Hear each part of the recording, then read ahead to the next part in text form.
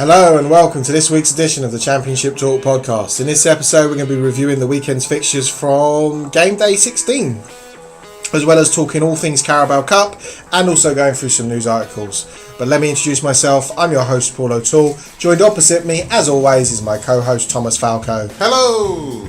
As he was eating a cookie there, we're going to move straight on to something that I've been waiting to talk to him about. We're going to talk to him about the Carabao Cup and more importantly the results. And what else are we going to talk about the Carabao Cup? Marvellous it is. To be fair, no one cares about the draw. We all want to talk about Burton Albion 3, Forest 2. Do we? We do. I know it's a game you watched and you were texting me throughout and how annoyed you were that you'd gone to Burton Albion and played defensive football. Okay, what would you like to ask me? What questions? Well, I can't repeat what you'd text me, but you're a fan, you're sitting there, your team have invested £30 million this season, and Igor Karanka goes to the Pirelli Stadium and plays two holding midfielders. I think it was the start. Am I wrong? You're not wrong. You played two holding midfielders. You were clearly frustrated by that. Why do you think he does that? It's just his way of playing. I mean, in normal games in the Championship, when we saw how effective it was against Leeds, playing the two holding midfielders and having the attacking threat from the wings, because we've got very good creative players going forward. Normally away from home, that's fair enough. But Burton Albion, no offence to Burton Albion, who are still 14th in League One as we talk now, having won 3-1 away to Walsall at the weekend. No offence, but Forest, with all the quality they have and depth in strength, or strength in depth even in their squad, we should be going there and winning. And that was just the way that we played in sort of general, really. Burton were unlucky not to have scored more goals. They missed a penalty. I actually struggle to remember every bit about this game. Do you know what? It was nearly over a week or two ago now. I watched the game as well, right? And I watched this game. And then the last one, that young teenager scored. Appia, I think is going to be a good prospect. Arvin Appia, yes. Yeah. Who are you going to be selling him to? But, you had Ollie Burke. You sold him to Leipzig. I just think that he was one of the shining lights. That last 10 minutes, the game goes on for another 5 minutes, you get an equaliser. Burton tied the last 5 minutes, and I think you actually, to Shackles went off. You were 3-1 down. Yeah, but why did it take for us being 3-1 to actually decide to go and have a go at a team who are lesser quality? They went through and they deserve to go through. Yep. No question about that. I'm not bitter about Burton's performance. They deserve to win. Very well done. I can't recall who they got in the next round of the Cup. You'll tell me. I will tell you, they got Middlesbrough away. Well, and that is another game they could go there and get a result. Guarantees a Guarantees a lower level team in the semi-finals of the Carabao Cup, which is good. That's obviously, I think it was frustrating for me watching it because I actually thought Forest could go well in this competition. You didn't play the strongest team. You played a strong team though. You should, on paper, you should be beating Burton Albion. There's no two ways about it.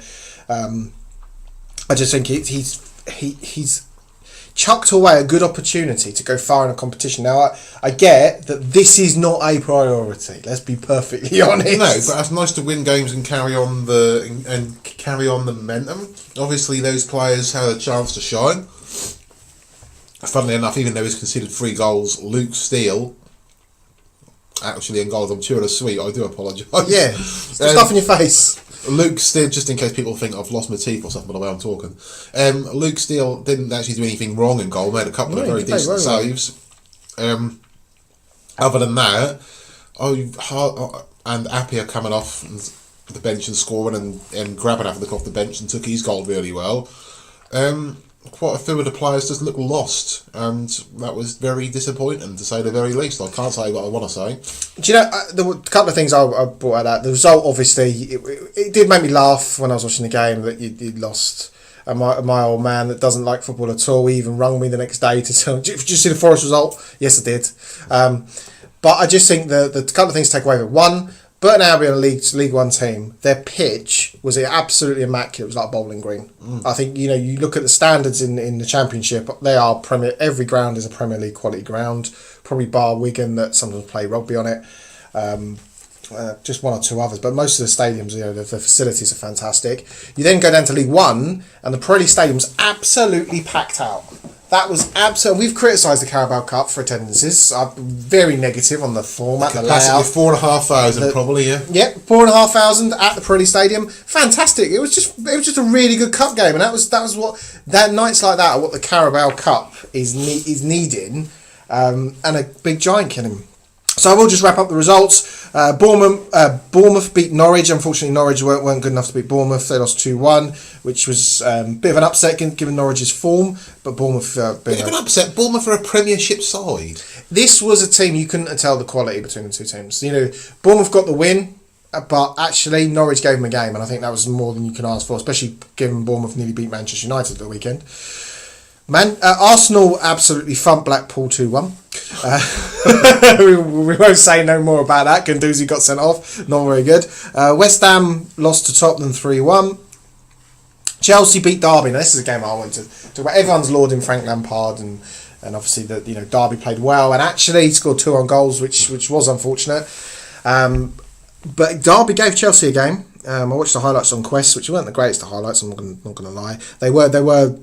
Derby definitely gave Chelsea a game, but I think it was just the Chelsea fans were happy. Thank you, Frank. Thank you for your service, but we're glad we beat you.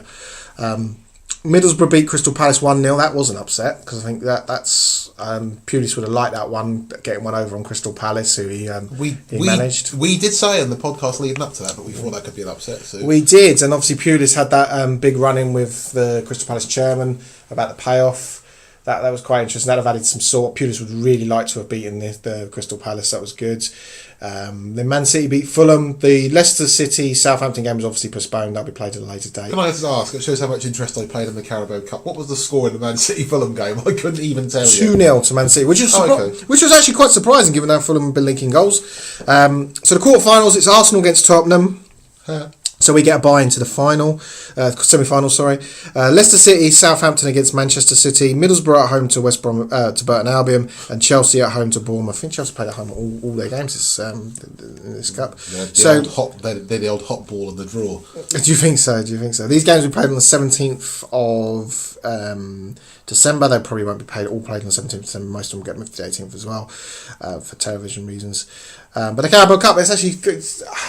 Given all the grief we've given it, it actually has the opportunity to really liven up, and I think having some lower level teams in it are definitely good. I think that's going to... Unfortunately for you, you'll be talking about it alone because I don't care about it anymore. No. It's dead to me. It's probably the furthest you've gone in it in a long time. Yeah, we could have got to the quarterfinals for the first time since 1995. Frank Clark was in the crowd for the game on Tuesday as well, looking quite embarrassed along with some more Forest dignitaries. It's just a shame all round. But hey ho. I did make comments on... I'm very active on Facebook, speaking on the official Nottingham Forest posts, how frustrated I was. Not angry, because most people were saying Aitor Karanka out, and this player needs to go, and that player needs to go. But funnily enough, Karanka has been speculation. He's been linked with Sporting Lisbon this week, but there's no truth to that as far as the major sources are aware. My ears close to the ground suggest that he's not a front runner, because I'm very well connected in Lisbon. In Lisbon, Portugal. But yeah, that was just... It stands out on paper as probably the shock of actually other than Derby, Manchester United. This was up there with that big shock. I think Forest are flying high in the Championship, pushing for promotion to the Premier League, and it was just a shame. And I think well done to Burton Albion, well done to Nigel Clough. Yeah. I think that was a good thing about it. Obviously, his dad didn't do too bad. Yeah, I think he won the League Cup 4 times. Four or five. I think that's 4. 4 times with Forest. So this would have been a game we competition we take seriously. Absolutely. Well, we haven't took seriously for years, but we used to. Clough does very well in this competition as well. He got to the semi-finals, or he got to an advanced stage with Sheffield United. He also took Derby as well, FA Cup and League Cup in its different guises. So yeah, he's a very good cup manager, and it's good for a team like Burton to get the exposure. I know they were wanting a big team at home. Nigel Clough's a manager you look at, you don't think particularly, he doesn't look particularly astute. But when you actually think about it, he goes further in his competitions. That gives him a bigger budget next year to play with, and I just think that's quite a good way to look how at much it. would you get for going through to the quarterfinals of the Carabao About Cup? £12.50, but that don't matter. That's a lot of money to Burton Albion. It's a sellout at the Pirelli Stadium, all 4,500. That could buy 3 tubs of deep heat. And it was a sellout, and it was half the stadium standing, which I thought was brilliant. So next news article I want to talk about, and I want to talk about it for a slightly obscure reason on our podcast, is Wayne Rooney getting a honorary cap against the USA in the upcoming international break. Now, this is something that really, the more I hear about it, the more it frustrates me. We were just having a chat before we started recording around the players that are young, that potentially deserve an England call-up. And Wayne Rooney at 33, 34, or however old he is now, is going to be given this honorary cap. It just makes this game seem like a testimonial. It makes a bit of a farce of the whole how many caps you actually earn system. You know, David Beckham never got a cap. He got dumped by Steve McLaren, never came back. You look at Gary Lineker and some of the great players that played for England that don't get to come back and have that grand send-off. What makes Rooney so special, I think, is what I want to talk about. Because he's on goal-scoring form in the MLS, of course. One of the hottest leagues in the world as we speak at the minute. He's up there, joint top scorer with someone on loan from Cork City. Just on that, so am I right in thinking one of their top scorers in the MLS is Bradley Wright Phillips? Yes. Yeah, who was a star in League One with Charlton? Yes, the son of Ian Wright and the brother or half-brother of Sean Wright Phillips. Yep, and he never could quite crack it in the Championship, I believe. No. I'm pretty certain he never... No. It was in League One where he made his name and got his big money move for about £4.50 to wherever he plays in the MLS. I mean, I think the thing that frustrates me is we've got Mason Mount, you've got Phil Foden. I mean, these are midfielders. As you said earlier on, Harry Wilson. That famous English midfielder who plays for Wales. Ben Woodburn, he also plays... he can always switch allegiances, you know how it works now. But seriously, there's some fantastic potential England players. I mean, we mentioned Bournemouth earlier. They've got one that Callum Wilson just jumps off the page as someone who's in form, probably deserves a chance, would use this as a springboard, and we're giving a cap to Wayne Rooney, who's never going to wear the England shirt again. Makes perfect sense, doesn't it, really? I remember reading a story that Bobby Moore, after England won the World Cup, said to the England manager, Sir Alf Ramsey at the time, said, I'll see you next international break. He went, only if you play well enough, my son. Now, that just says you've got to earn your England caps, and that's how, it was thought of. Now, to give Wayne Rooney, forgive me, how many trophies did England win while Wayne Rooney played for them? None. Right, okay, so he won none. How many golden boots in a tournament did he win? None? No, yeah, right, okay. Did he actually criticise England fans seconds after coming off for a game because he'd been booed because he'd done nothing all season? I believe he did in Bloemfontein or wherever it was, something in the World Cup held in Africa, South Africa. It strikes me as it makes a mockery of this game, and anyone that's paid to see this game, are they going to award him a penalty and let him take a penalty? Seriously, that's what he's doing as a testimonial. It's ridiculous. And I think the League of Nations has done a good thing for international football. I do think that it's actually made all these friendlies and all these breaks that we keep getting from the real football slightly more bearable because it is more competitive. But this is just stupid. This is absolutely ridiculous. Yeah, I mean, I'm just having a look at the list now of players who were footballing geniuses in their eras and got very... lightly capped. I could tell you why Rodney Marsh got dropped from the England squad, but I'm going to tell you anyway, sod it, because that's a bit lewd, but there you go, that's not swearing. Rodney Marsh, yep. Matthew Letizia, Peter Osgood, Charlie George, Tony Curry for those older, Steve Bruce, never got capped by England, even though he was influential in Manchester United's early Premier League success. Sir Alf Ramsey said to Rodney Marsh before going out for a game, he said, if you don't work hard, I'm going to pull you off at half time. And Rodney Marsh, being Rodney Marsh, said, Christ, at Man City, all we get is a cup of tea and an orange. That ruined his England career. So Wayne Rooney's various indiscretions, paying grandmothers to do various things to him. Allegedly. Allegedly, I was going to add that anyway in case the lawyers are listening, and all things like this. His attitude, he's swearing on the sky in front of Sky cameras constantly. He's meant to be a role model. He's never really been a role model as such. He's sort of gone off to the MLS for one last sort of payday, retired from international football. Yep. And then hold on, actually I can get a cap because is the game in America as well? No, I actually think it is at Wembley. Oh, okay. I will just double check that because this has annoyed me that much. We can come back. I can remember the first time this happened. I'm aware this happened in my memory was Roberto Baggio. He come back and played a couple of minutes for Italy because he was out in the wilderness for so long and he was about to retire. No, probably not. He missed that penalty in '94. Well, no, he did, and because he went to play, he's a bit like Matthew Letizia towards the end of his. But then Roberto Baggio was like Matthew Letizia towards the end of Roberto Baggio's career by going to littler clubs and being the big fish. Yep. So he was playing for teams like Bologna, and there was another lower team. I'm not really a big fan of Serie A. I was at the time, but I can't remember who he played for.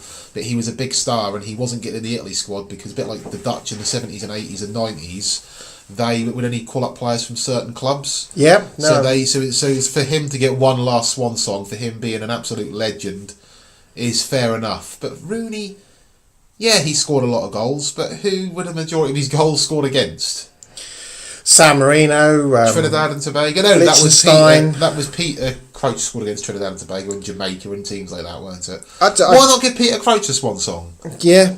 Why not give Terry Butcher one last game at the back? Even though he's 60 odd, probably, and things like, why not give Ian Walker a call? Where's Ian Walker to see his hair? He's still got the same hairstyle he had in the 90s. Why not call these players up and give him one last game? David Seaman, give him a little bit of retribution. To be fair, that team would probably beat you. Jamie Theakston, he played well in Soccer Aid, saved a few penalties in the shootout. Why not give him a call up? That team would beat USA, so I wouldn't worry very much. It just, when you read it and you look at it, it just makes you. They're trying to make English football competitive, and when you look at the World Cup, the pre-season tournament that happened.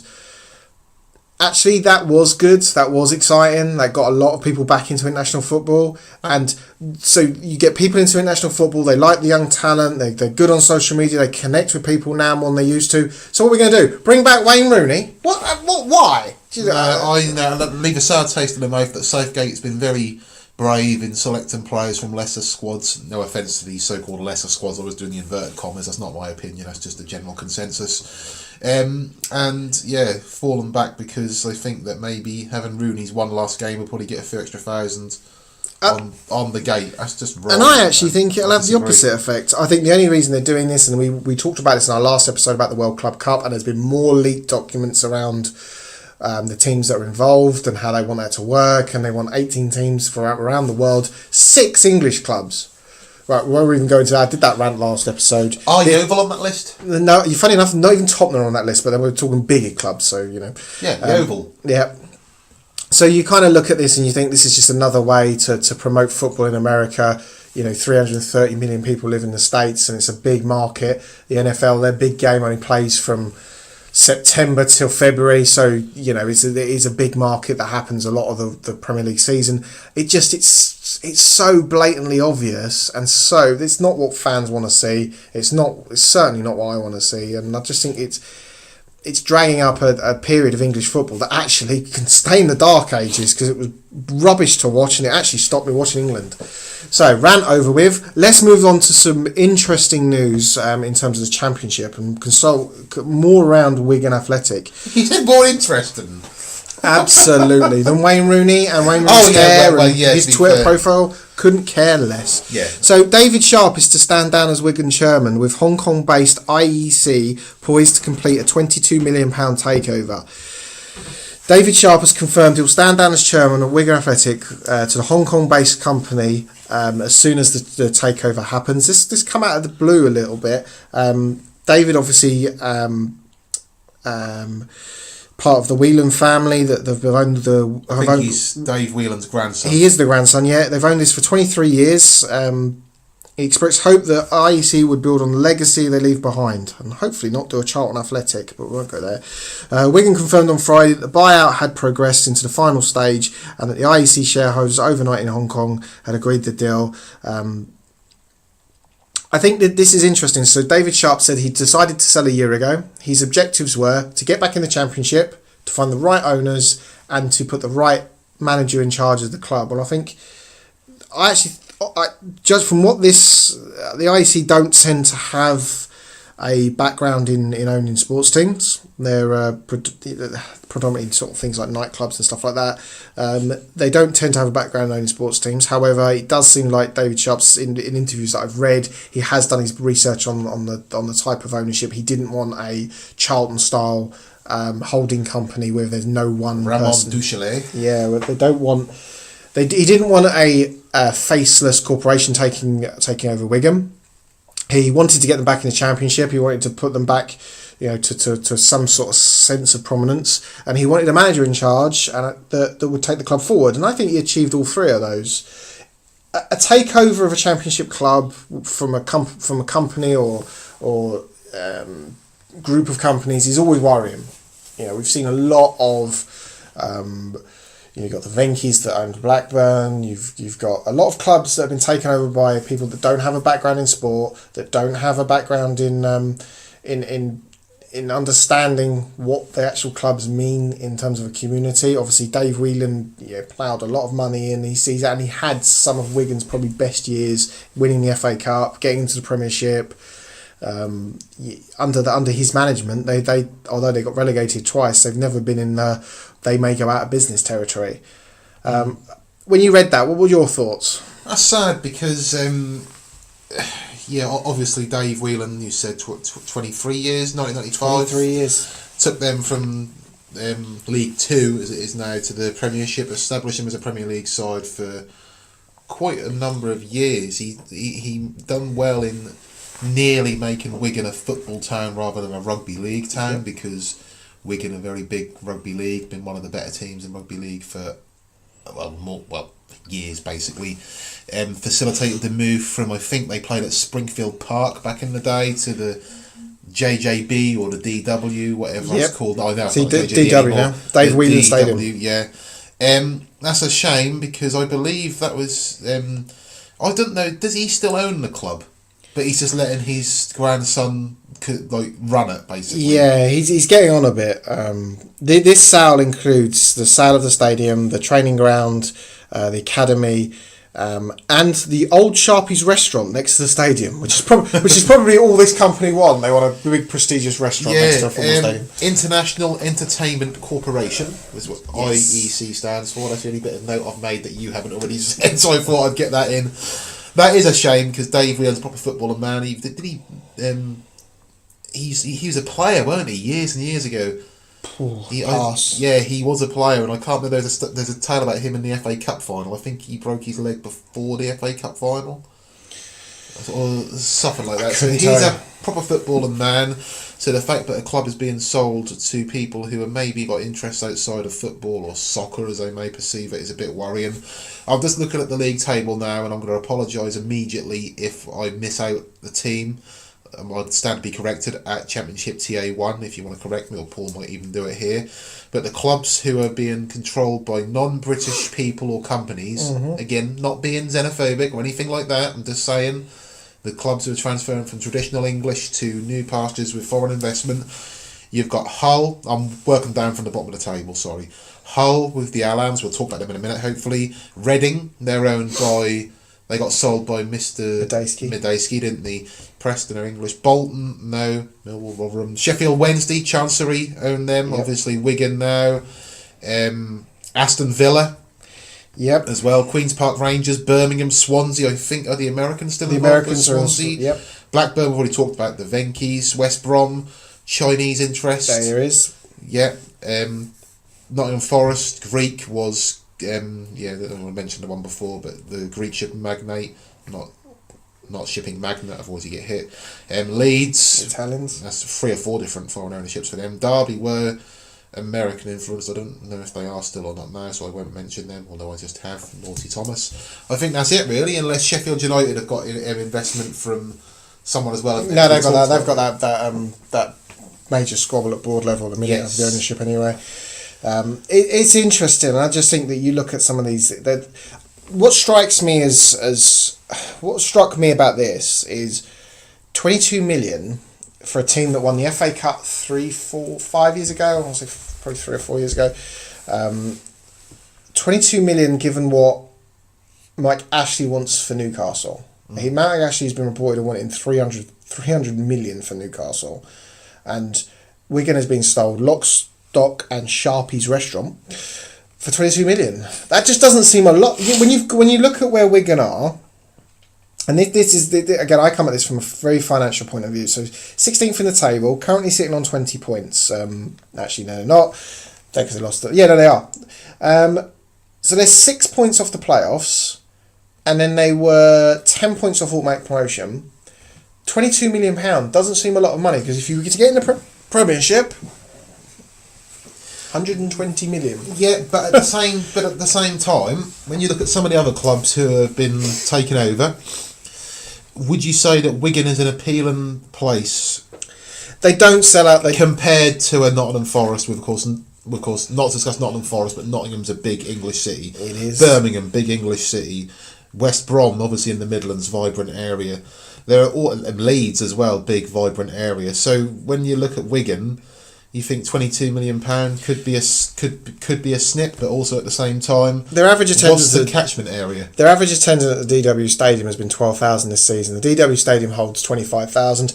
They sell out that more for they haven't sold out for a long time, but they get average gates better for the rugby. Oh yeah, of course, and that's always been a rugby town, and that always will be a rugby town. Yeah, but it's good that Dave Whelan worked hard to get football to the forefront for a while, and it's a shame to say goodbye to him from the world of football. The one thing I would say from speaking and listening to the interviews, it looks like this sale's been ongoing for a while. It does look like they've done their research in terms of their ownership and the money that's going to be invested, so that is a positive. We just hope, and I think the fear is the Charlton situation, the Wimbledon situation, where we've seen this happen and we've seen these clubs be asset stripped and the boardroom's empty because no one cares. You look at Charlton and the sad state of affairs that their team's in, where it's a ghost club. No one knows who runs it. It's a shambles. Coventry as well, whenever all the maybe not so much now, but in the past they weren't playing at the Rico last season. They were playing at some stadium 30 miles around the road. Northampton, I think it was, weren't it? Yep, and they got bigger attendances, which was brilliant. But yeah, the Rico Arena, I think, had 300 people for one game. 300,000. Right? Yeah, right. 300 people for one game, and it was and they've been protesting with golf balls, throwing stuff on the pitch. It's just been very, very interesting. I just think that you would hope so much that this doesn't happen to Wigan, who, as I said, won the FA Cup not that long ago. They were good in the Premiership, although I had a bugbear with the stadium not being half full, and it probably was they should have gone the Bournemouth route and only built a stadium that held 12,000 rather than built a stadium that holds 25,000 half empty. But yeah, it's going to be interesting. As I say, I thought that was worth mentioning because that was. It kind of come out the blue. There was no real fanfare about it either. That's interesting. So you want to talk about Hull? Briefly, yes. I've made 5 lines of notes, so I'll say these and we'll move on to the next bit. We've talked about it in the past. We spoke in detail a few podcasts ago about the situation at Hull. Nigel Atkins been under constant pressure, maybe not so much now, thankfully. Hull, the sale of the club is currently in a due diligence process. It is understood Paul Duffin remains at the forefront of the talks as he heads up a consortium believed to be backed from investors from Saudi Arabia. So that's nice. There'll be some money there. Yep, yeah, that's nice for them. I was going to make a topical remark, but I shan't. No, you'll move on. Duffin was previously chairman between 2007 and 2009. Of course, Hull owned and run by the Alams at the minute. There's been a lot of discontent. The Hull City Tigers. And yeah, ever since they weren't allowed to change their name to the Hull City Tigers, there is he threw a bit of a strop, didn't he? Yeah, and basically Hull have suffered as a result of that. Hopefully, for their sake, they get taken over and are put back on track. Maybe not this season, but in the coming seasons, build. There is more than one group involved in advanced talks, but obviously it is believed that this group headed by Paul Duffin is the one who are in the due diligence process. There is a due diligence process, but no one has confirmed who that is. Of course, you'll know more than me. Probably not allowed to disclose who that is. period of exclusivity and all that. So news going forward for Hull seems pretty good. They reckon that could be done between Christmas and New Year. Hopefully good for transfer window. Hopefully just in time for Nigel Atkins to improve, if indeed the consortium want to keep. They don't want to speculate, but they may want to have their own people. So we'll wait and see. But hopefully there'll be a bit of money there to spend in the January transfer window. Absolutely, I think from Hull fans, I think the only thing they would want is their next owner just restores a bit of pride to their club, because I think the nail in the coffin was Steve Bruce resigning after getting them promoted. I think that was. Yeah, they didn't strengthen it all, did he? And he left on the eve of the first game of the season. And that was them done. They might as well have just not played the next 38 games. So, okay, so that concludes part 1. In part 2, we'll be starting with Aston Villa against Bolton, and we shall see you all in part 2.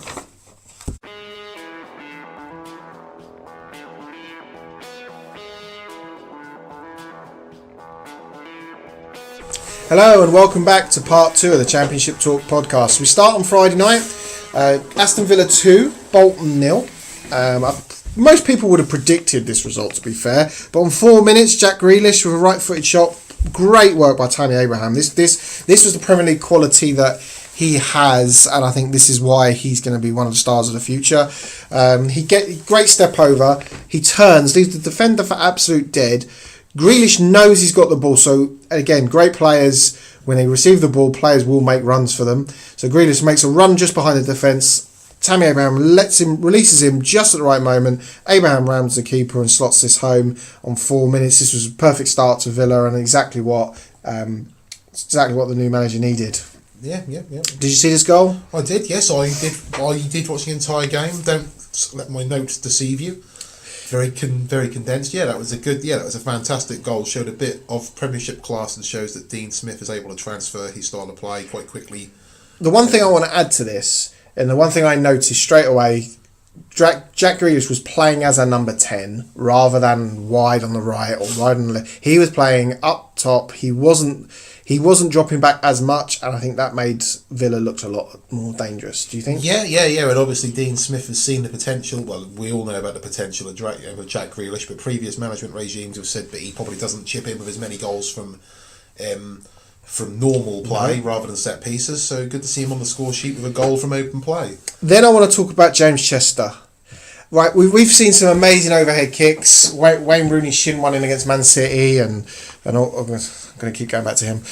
We've seen some great Trevor Sinclair's overhead kick. Oh yes, this was a great overhead kick for a different reason. Go on, I'll let you explain this one. Yes, are we talking about a Jack Hobbs header? Are we? We are. From the was that a corner free kick? I think it was a free kick from the right when it back across goal. Gone. Nice to see Jack Hobbs playing regular football again, by the way. Let's make that perfectly clear. Very good centre-back at this level. He had a header across goal that was brilliantly hooked off the line by James Chester. Now, that was a fantastic. That wasn't like a proper goal line clearance. That was a good yard or two away, but that was definitely going into the. It was. That was definitely going into the goal. Fantastic clearance, and it was just very impressive. And I think the best thing about this is, as he overhead kicks this to get this off the line, both feet are off the floor, so it's definitely an overhead kick. He lands in the goal with another player who was between him and the goal. So to do this, he could have been absolutely clattered with someone coming in. This was a I'm not letting this go in moment. This is I'm doing what I'm paid to do. I'm earning my money today. Well done, James Chester.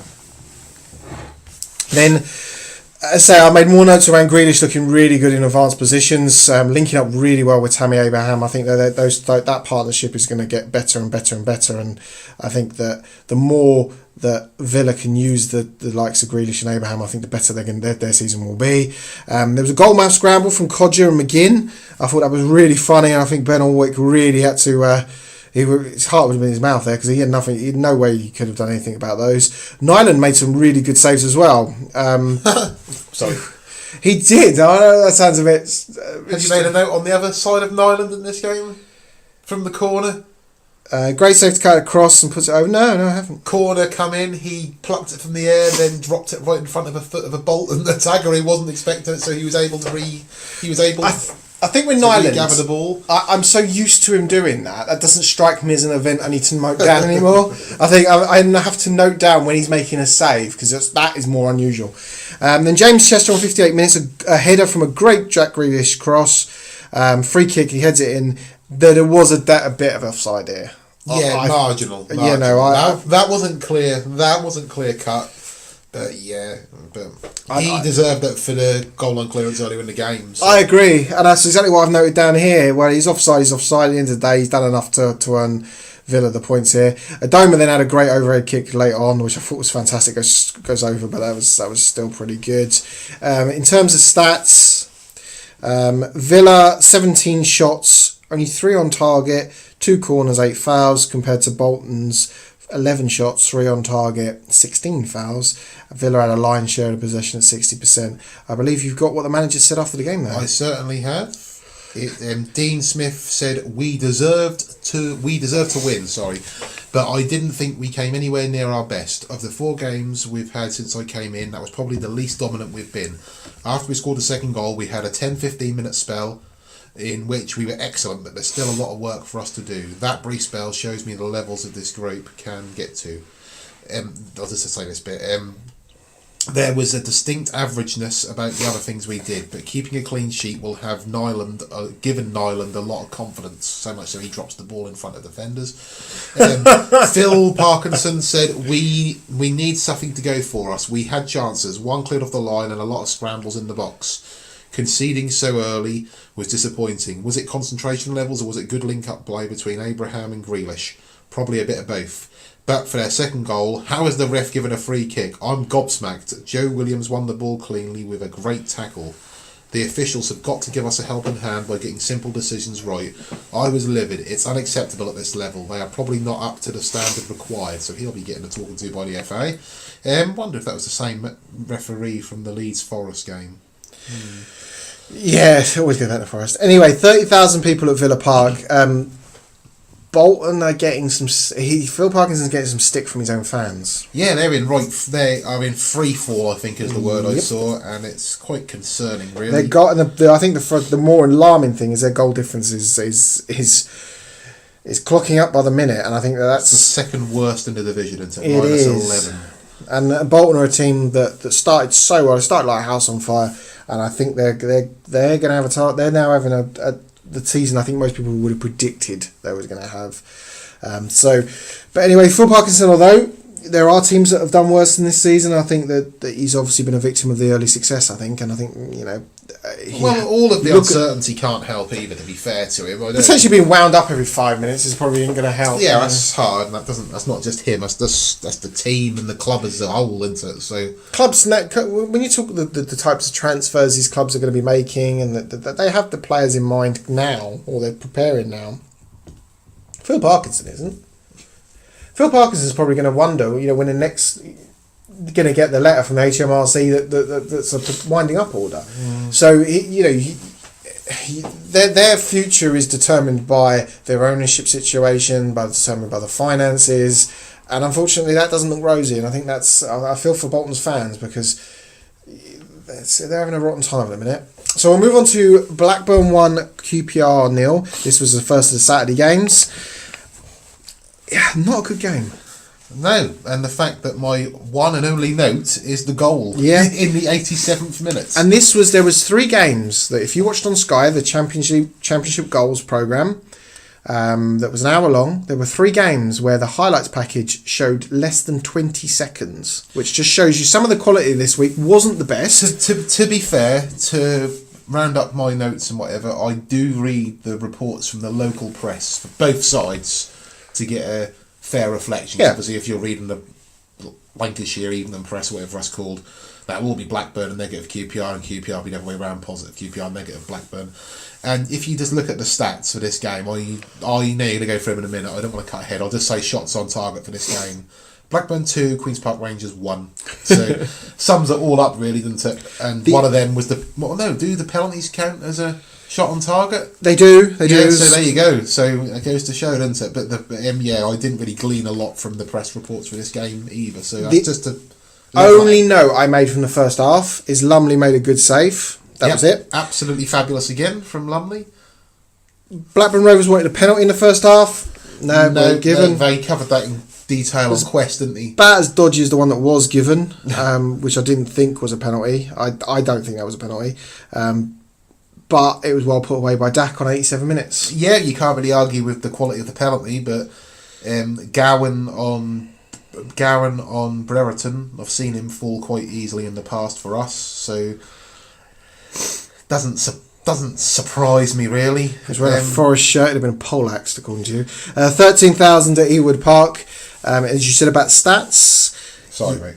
Yeah, 10 shots for Blackburn, 2 on target, 5 for QPR, 1 on target. So basically, from reading the stats, 20% conversion rate for Blackburn and 20% conversion rate for QPR. It's poor. It is poor. And I think after the matches, I think both managers had to say that. So I believe you got what the manager said. Yep. Tony Mowbray, it was a pretty poor, horrible football match. That's all I'm going to say, because the rest of it is boring. Steve McLaren, we should have never have lost the game. I do think we did enough to win it. We weren't good enough on transition or with the ball. Didn't create enough, but we were never going to score. It was never a penalty. I have seen it. The linesman actually never gave it. He walked away, and the referee, from a bad position from behind, gave the penalty. It's a bad decision which has cost us a point and continuation of our run, which he's got a point. That does stop QPR's fantastic run of form. Debatable penalty, 0-0 would have been fair, but as we've seen in the past couple of weeks, football's not fair sometimes, and you've got to take the chance to present it, and Blackburn did that. We said this last week, but how the tables have turned, that QPR are going away to Blackburn, who in themselves have had a good season, and they're disappointed to not get something from the game. I think it just shows a massive upturn in form from Steve McLaren's men. Blackburn's home form was marvellous, really, when you consider, well, not marvellous in the sense they've actually drawn more games than they've won, but they've only lost one of their 8 games at Ewood Park so far this season. So and only sit 1 point off the playoffs. Yep, they've had a fantastic start to the season. Derby 3, Birmingham City 1. This game was a lot better in terms of quality. I think the first thing about Jutkovic's goal, and it was on 10 minutes, and I'm just reading my notes here, and how much I liked this goal, purely and simply because the Derby defence were having a coffee. They were literally, they were watching Jutkovic, he stopped the ball, we trapped the ball, we turned. I mean, we're not talking a player of great pace. We're not talking a Che Adams who can get the ball out from under his feet pretty quick. We're talking Jutkovic. Can we just go back to an earlier incident in the game? Well, this was at 10 minutes, so how early do you want to go? Lee Camp made a good save from Wilson's low effort from just outside the box. The corner found Keogh, who was on the goal line, and he managed to shave the top of the bar, didn't he? From being virtually on the goal line. I liked that. I did like that. Yeah, I just thought I'd say any chance to be down on Derby, You're on it. So right foot shot. He had so much time to pick his space. He was pretty much on the edge of the 18-yard box. He just picked it. He put it low to the keeper's right. Good finish, but no way he should be getting that much time. And I think that Frank Lampard would have been really disappointed. I think he actually mentions that. The ball bounces in from a low cross, and the goalkeeper was nowhere. I thought that was quite interesting. That was Lee Camp at his best. Did you see that? I did indeed. Yeah. that was a Lee Camp moment. When we are very up and down on Lee Camp, and he has he's got one of these in him, and this would have been hilarious if this gone in, but lucky enough he was saved. Carson had to make a good save from scrappy defending from Derby. No, not from Derby, from Birmingham. No, it was from Derby. Yeah, no, it was. Scott Carson had to make a great save. The Derby defences in this game, until they scored their first goal, they're much better going forward than they are holding on, put it that way. Mason Bennett on 53 minutes. Left-footed shot. This was a great move. Free down the left. And then just a low cross. This was a tap in. This was Birmingham's turn to kind of ball watch a little bit. Yeah, Craig Forsyth's pretty quick, isn't he? I think that was the one thing I noted from this goal. He was fast. I mean, he sort of turned on the afterburners, really sort of blistered his way down the left, and as I say, Mason Bennett in the middle just had a tap in really. Forsyth, nice to see him. Nice. Boom. Harry Wilson on 55 minutes, so 2 minutes later, free kick, low to the keeper's right. I've put poo from camp, but I think I'm supposed to put poor. To be fair, that deflected off Jukovic, didn't it? Yeah, but it's his near post. Yeah, but if that's going to come off your own player, you haven't got a lot of chance for that, really, have you? So I'll forgive him that one. I'd be more down on him for the third one than I would be for the second one. So on the third one, Jack Marriott, who is actually having a really good season. He's having a good spell. Yeah. He is Frank Lampard said he took time to get up to championship fitness levels, but now he is. He's showing why they pay. Is that a subtle way of saying he's a fat? Well, people didn't appreciate the step up from League One to the Championship, and he was banging in the goals for fun for Peterborough last season, and maybe playing on a regular basis in League One against lesser teams. No offence to the likes of. Can we just go? I noticed something in League One because we've got League One stats in front of us as well. Can you just look at the average attendances for League One and just read them out to me? Yeah, Sunderland 30,128. Yep, which would be third on the Championship one. I just read the next one down. Portsmouth 18,333. On their top 7, Plymouth 9,231. And the lowest, Scunthorpe, the attendance that was that low at Gillingham, the Football League paper, give them another plug for a good reason, he says. Gillingham's attendance against Fleetwood, blank. No one turned up. Scunthorpe at Glanford Park, 3,665 people turn up to see a free thriller. The reason I mentioned that is that Sunderland attendance jumps off the page. Yeah, well, he's mentioned that because Paul is going to make us do a League One podcast over Christmas and New Year. He makes him. He loves this stuff. Just out of interest, where are Sunderland in the League One table? Just out of interest. They are second, 3 points behind Portsmouth. Perfect. Just want to get over. Well, according to the Football League paper, they are anyway. They played Saturday. So, yeah. So Jack Marriott, a low shot. Lee Camp just watches it go through his legs. this was Lee Camp, and the annoying thing is my next note is Lee Camp then makes 2 great saves. So you saw the best and worst of Lee Camp in this. As a defender, he's either gonna save you from a mistake you've made, or you're gonna back pass it to him and it's gonna go in. You just don't know. You just don't know with Lee Camp. And Birmingham City, to be honest, at least it gives you some entertainment. They haven't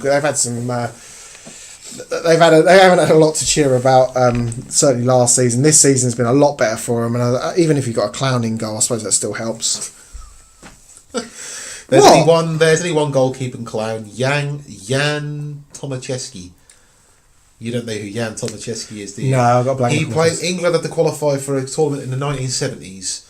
And England played Poland at Wembley, and Brian Clough was the pundit, and he said, "We're going to win because that boy Tomaszewski, he's a clown. He's a clown." And he made save after save after save, and they beat us 2-1, I think.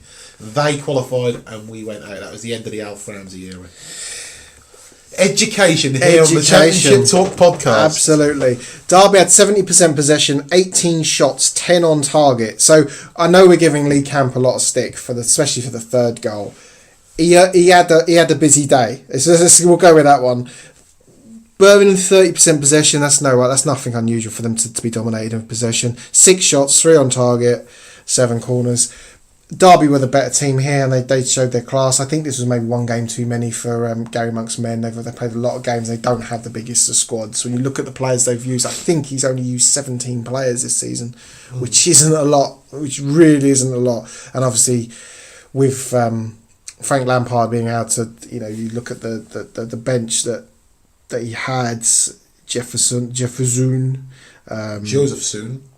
Soon, Bradley Johnson, Bennett, Tomori, David Nugent. When you look at the players he had to bring on, it's definitely, there was a golfing class here. And I think the midweek games last week, the Carabao Cup games, even though that Derby were in there, they've got a big enough squad to be able to absorb that and move on. And obviously Birmingham are going to struggle with it. It's going to be a long season for them.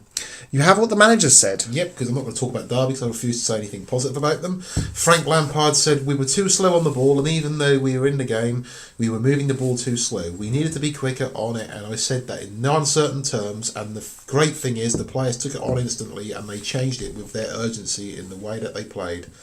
Birmingham are well organised, and if you don't move the ball quickly through those lines, they'll defend all day long against you. The way he says it's like it's easy. I'll just pass it for him. It's fine. Birmingham manager Gary Monk said, the first half was good, exactly what we wanted. We were very disciplined and good defensively, and we were creating good chances. In terms of an away performance at a place like this, coming in a goal up is very good. But the second half, not taking anything away from Derby, who had a really good second half, I think we beat ourselves, especially in the goals. We lacked the usual high standards of concentration that we had, and when the levels are a little bit lower, it leads to mistakes, and when we made mistakes for their goals, they were unusual for us. We've been on a fantastic run, and I don't think this should overshadow the work these players have been doing to prove we can compete, and the next step for us is to show that we can respond whenever we face a defeat. Do you think those criticisms were aimed purely at one player? Lee Camp, maybe, yes. Yes, I think that definitely was. So, the 28,000 at Pride Park, and the attendances have really, as I get an email through on my phone, the attendances have been phenomenal this season. I think that just adds to it. Brentford 2, Millwall 0. This was not a good game. I mean, watching Millwall was never fun, but this was a great. How can you say that? There was because there's no Millwall fans near me. There was a great save from Bentley early on. Amos then had to make a double save. Did you see that? I did, yes. That was a fantastic save. I mean, sorry, I'm trying to find it frantically on my notes. The thing is, either one of those saves would have been, you'd have gone, wow, that was pretty good. But to make one and get up, make the second one straight away was just really good. Sergio Canos on 48 minutes. This was just a defence splitting pass. Well, this was fantastic, and he's done this a couple of times, hasn't he? Yeah, that was a lovely pass from Mopay of all people. You I got the goal score on the assist. You could have swapped these two round, and that would have made more sense. But Mopay played in a lovely ball for Caros. He assisted the second one as well. Well, with a plum, as I've put in my notes. So he finished well with a plum. I put a cool finish. Brentford then hit the post. Ollie Watkins on 85 minutes again, slotted through by Mopay. This was just like the first goal. Yeah, that's a lovely one. That was a lovely 1-2 exchange with Mopay. Just inside the area, 2-0. I've made no more notes on this game. There weren't really much to say in terms of one. The one thing I would say is Thomas Frank. He needed a win bad. 9,000 at Griffin Park here. They've been on. I think they've gone 9 games without a win, which is quite a way. 18 shots Brentford had, 4 on target. To Millwall's 10 shots, 1 on target. Brentford, you'd expect them to dominate possession. They did 62%. I would imagine Frank after the game went, "Thank God for that." The win felt good, but not just for me, for all of us. In some of those games, we maybe deserved more, but we didn't feel sorry for ourselves, and we never lost our belief. Confident makes that final pass a little bit easier, and when you want to run back 40 yards, and we did that in this game, you could see the difference as soon as things started to work for us. Neil Harris, on the other hand, slated his players. We don't overthink this lack of an away win, but we have to have a bit of luck, and we need to find that mentality of getting back to winning ways on the road.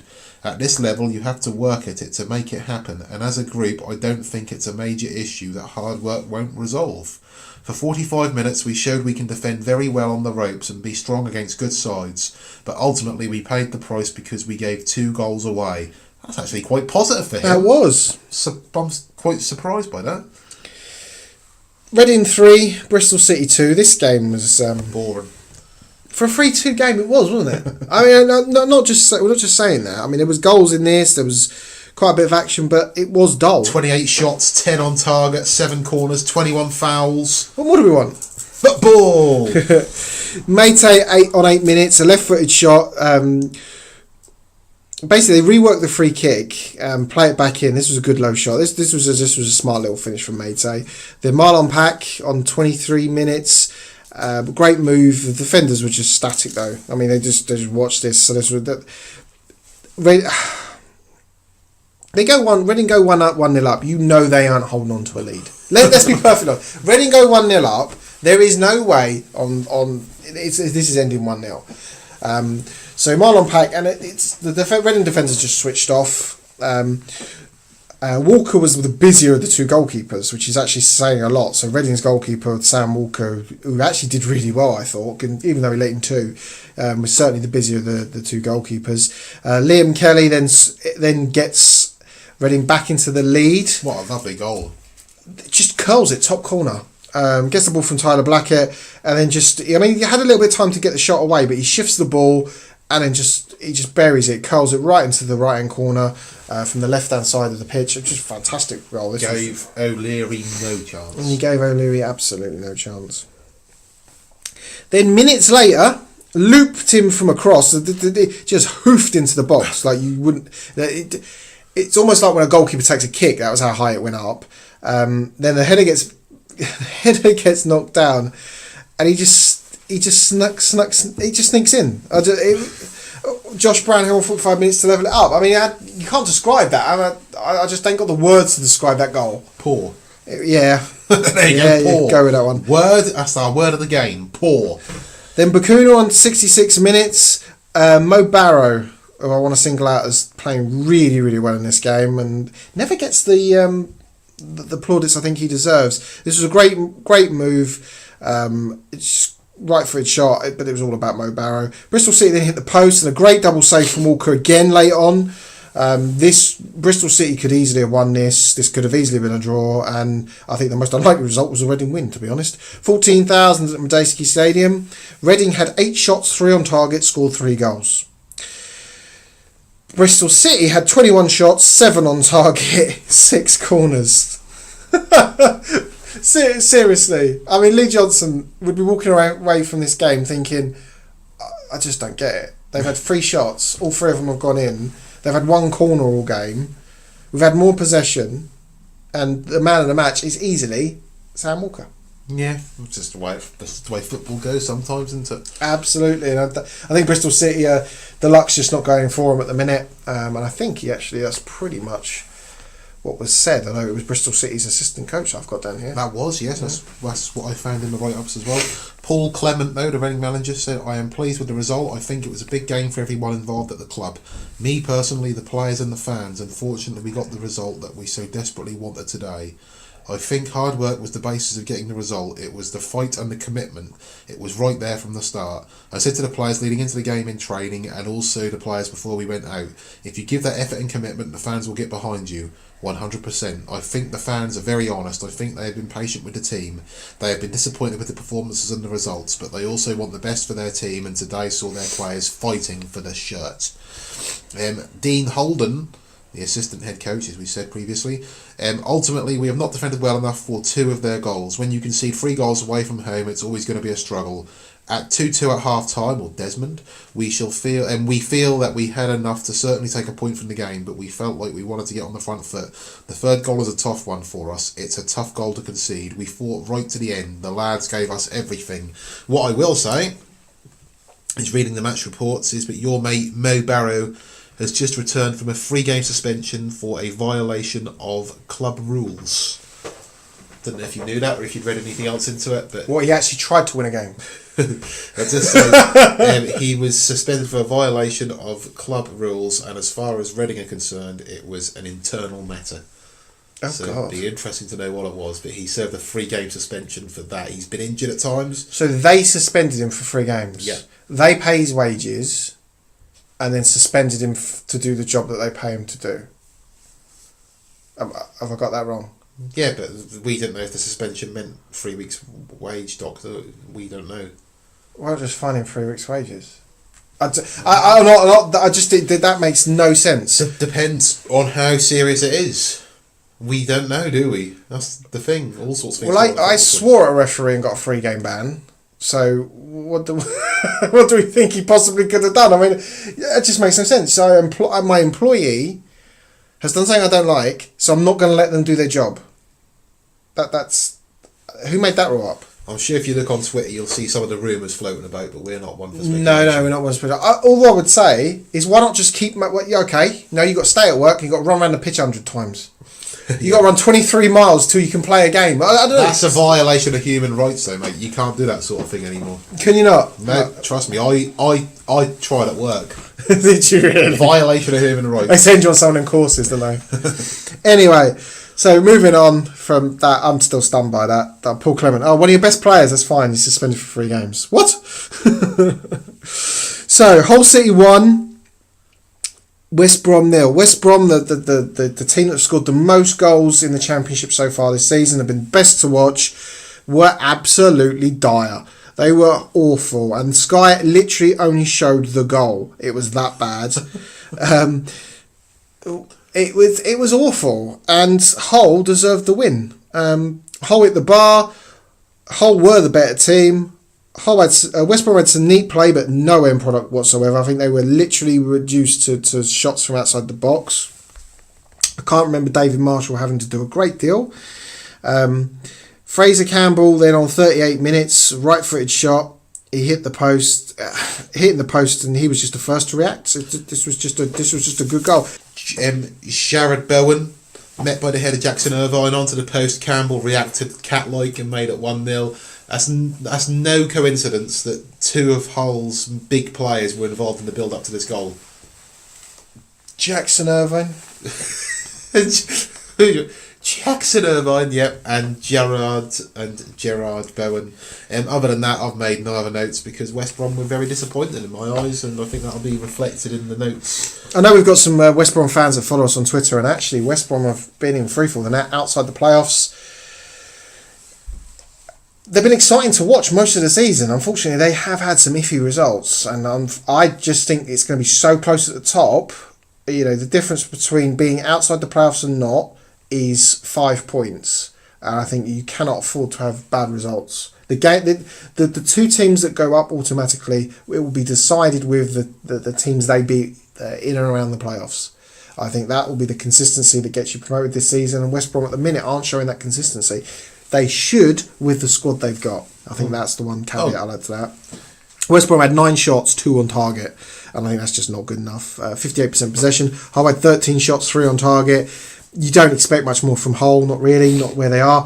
I think this win and Reading's win really cut Ipswich adrift a little bit. They're now 5 points behind, which is worrying for an Ipswich Town point of view. In terms of like keeping the teams in contention, they're now only 3 points off the team in 17th, which is, you know, that's pretty good going. So you've got what the manager said after the game. Yeah, I was just looking here. Do you think that West Brom's little dip in form is down to the fact that Dwight Gale is injured, or because they started when Dwight Gale was still fit, didn't he? Yep. So you can't even really pin it on that. The alternatives, no offence to Hal Robson, Carnu. And they weren't playing. They were playing well before Dwight Gale even come. They played a couple of games before they even got Dwight Gale. They still had Rondon on the team, and that they were hard to beat. Oh yeah, but he's always going to get you goals, isn't he? Just maybe gone off the boil a little bit. Anyway, Nigel Atkins said it was a good victory. I thought this was one we deserved. It's good to get back-to-back victories and 2 clean sheets. I enjoyed the first half. The work rate and the effort of the players to get round the park was excellent. The ball has fallen to Fraser, who is in the right place to put it in the back of the net. We've been in all the games, but there have been fine margins. We've been in all the games, and today we got the win we deserved. We've been consistently playing well. Darren Moore, on the other hand, said the performance was well below par playing golf. We dropped below the standards we set of ourselves in recent weeks. It's not acceptable. For whatever reason, we didn't reach the heights that we have had before. Hull were very disciplined and resolute in holding on to the lead when they got it. I'll analyse things fully tomorrow. I know you get games like this. You can never predict what's out there, but I didn't see that performance coming. So. 11,000 at the whatever they call it stadium. Yeah, what do they call it nowadays? The KCOM Stadium. Who cares? So 11,000 saw this. I don't think they were expecting a win, and I think they've deserved it. I think some of the fans have shown faith in the manager, and some of them have booed him off. But Hull look like they've got some fight in them. Yeah, so you've just shown me Red Star Belgrade 2 Liverpool 0, which I can't help but smile. So that concludes part 2. In part 3, we'll be rounding up the next 6 fixtures in the Championship. So we shall see you in part 2.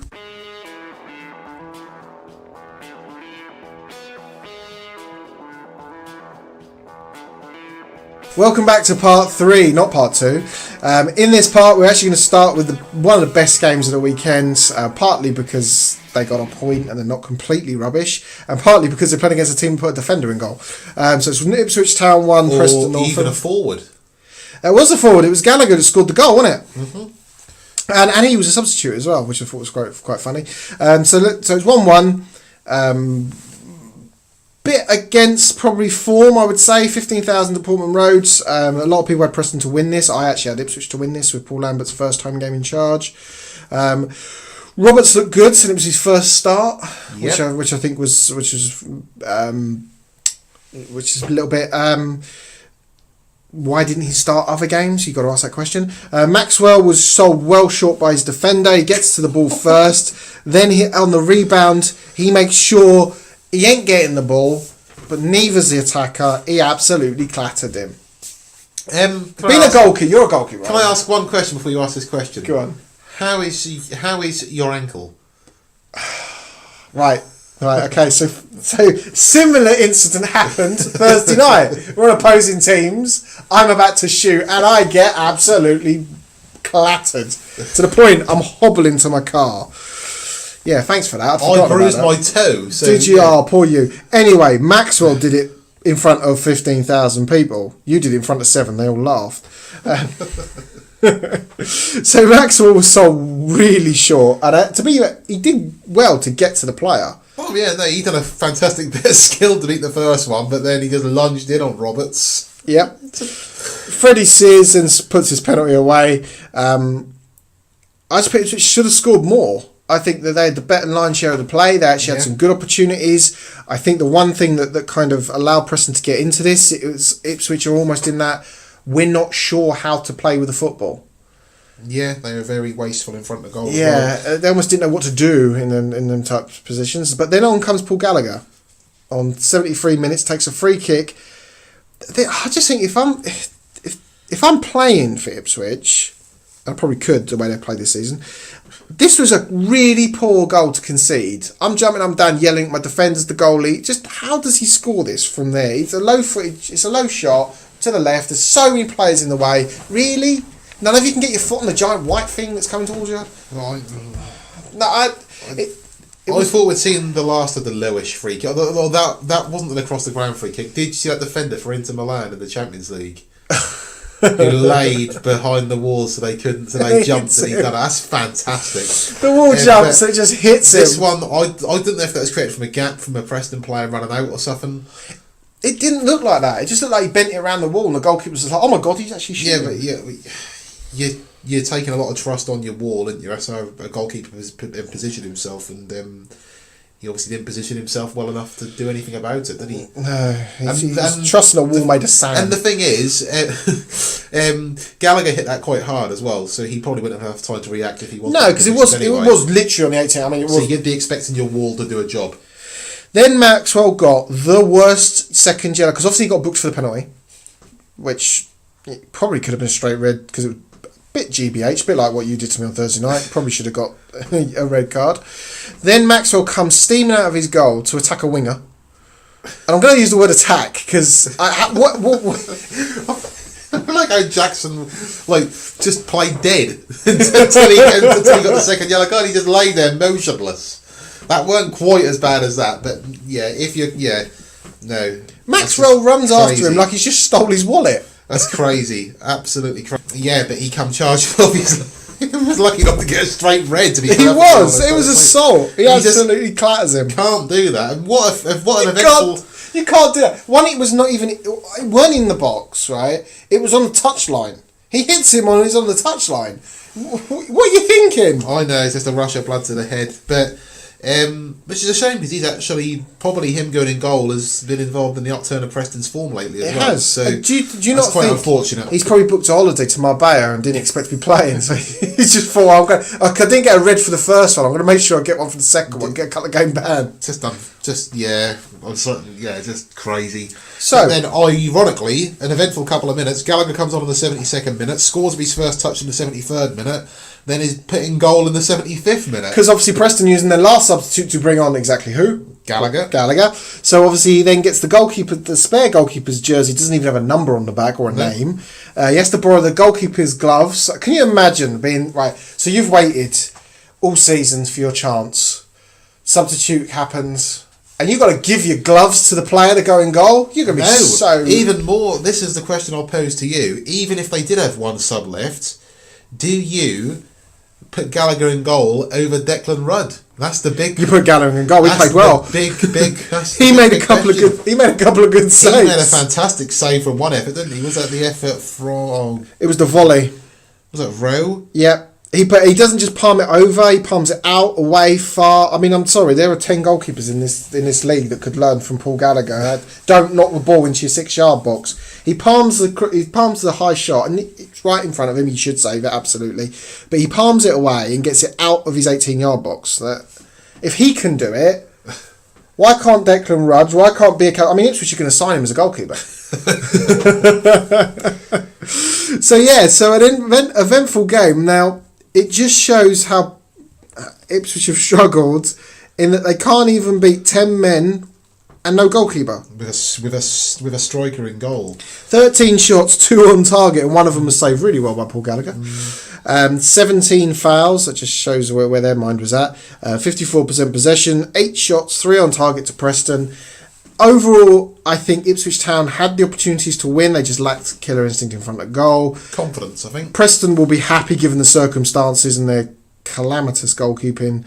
That means Rudd will play in goal for the next game, so I am definitely betting against Preston in the next game in the weekend's fixtures. Just in case you're listening, Declan, you are a quality goalkeeper. I'm sure you'll get better. Yep, stick to 5-side, mate. So, what did the manager say after the game? Paul Lambert said, I thought we were excellent. I couldn't have asked for any more of our players. I thought we needed a focal point today, and Jordan Roberts was outstanding. I'm really proud of the team and what they gave us. The football club has had a hard time over the past couple of months. Really? Just a couple of months? But the fans showed today they are right behind the team. That's why 15,000 turned out. Alex Neil said, if anything, the red card galvanised us, and we probably had the best chance of the game after that, with the chance from Lucas late on. Lucas, Paul will tell me his last name. No, Lucas Nemecha. I wanted to put Lewis in goal. That would have been Lewis Malt, who was also a substitute on the 62nd minute. But Galley fancied it and seemed to fancy himself as a goalkeeper. We got a corner, and I wanted to bring him out because he's got the best delivery at the club, but he did well. We are disappointed we haven't got more out of the last few games. I felt that we should have won against Rotherham, and I felt today we had the chances to win it. And in case you can't listen, I'm actually needing cough. I'm doing my best impression of Sean Dyche at the minute. So hold on. So you want to bring Gallagher up for a corner to take the thing? Right, this is my question, because I've not read the full rules of football. If you've got an outfield player in goal, can you not just play rush goalkeeper and give another player the gloves? Swap shirts for a corner. Because they're not the designated goalkeeper. I ain't saying like any player on that team can handle it in the box and go, oh, I'm the goalie. But if they've got the gloves or the shirt, they could change it. Oh, we've got a corner. Hold on, he's the best set piece taker. Can we just swap these two about? Yeah, go on. And then when the ball go out for a throw in, no, hold on, we're just going to switch goalies again. Can you imagine if they got a penalty? Who was that goalkeeper for, I think, Colombia? It wasn't Colombia. Mexico, who used to take the penalties and free kicks. You're thinking of the Paraguayan legend Jose Luis Chilavert. Yes, I am. There was also another one as well. There was a Brazilian bloke who's scored a lot of goals. He had to stop taking the free kicks because he got too fat to run back for when the goalkeeper saved him. He was brilliant at set pieces. He was. He scored one in the World Cup. He did. No, he hit the bar. No goalkeeper's ever scored at a World Cup finals. He's been the closest. He hit the bar. Sorry, that's why I shared that with you. No goalkeeper's ever scored at a World Cup final. I'm pretty sure. That was up until the last couple of World Cups anyway. That might be different. Okay. Research that, listeners, at Championship TA1.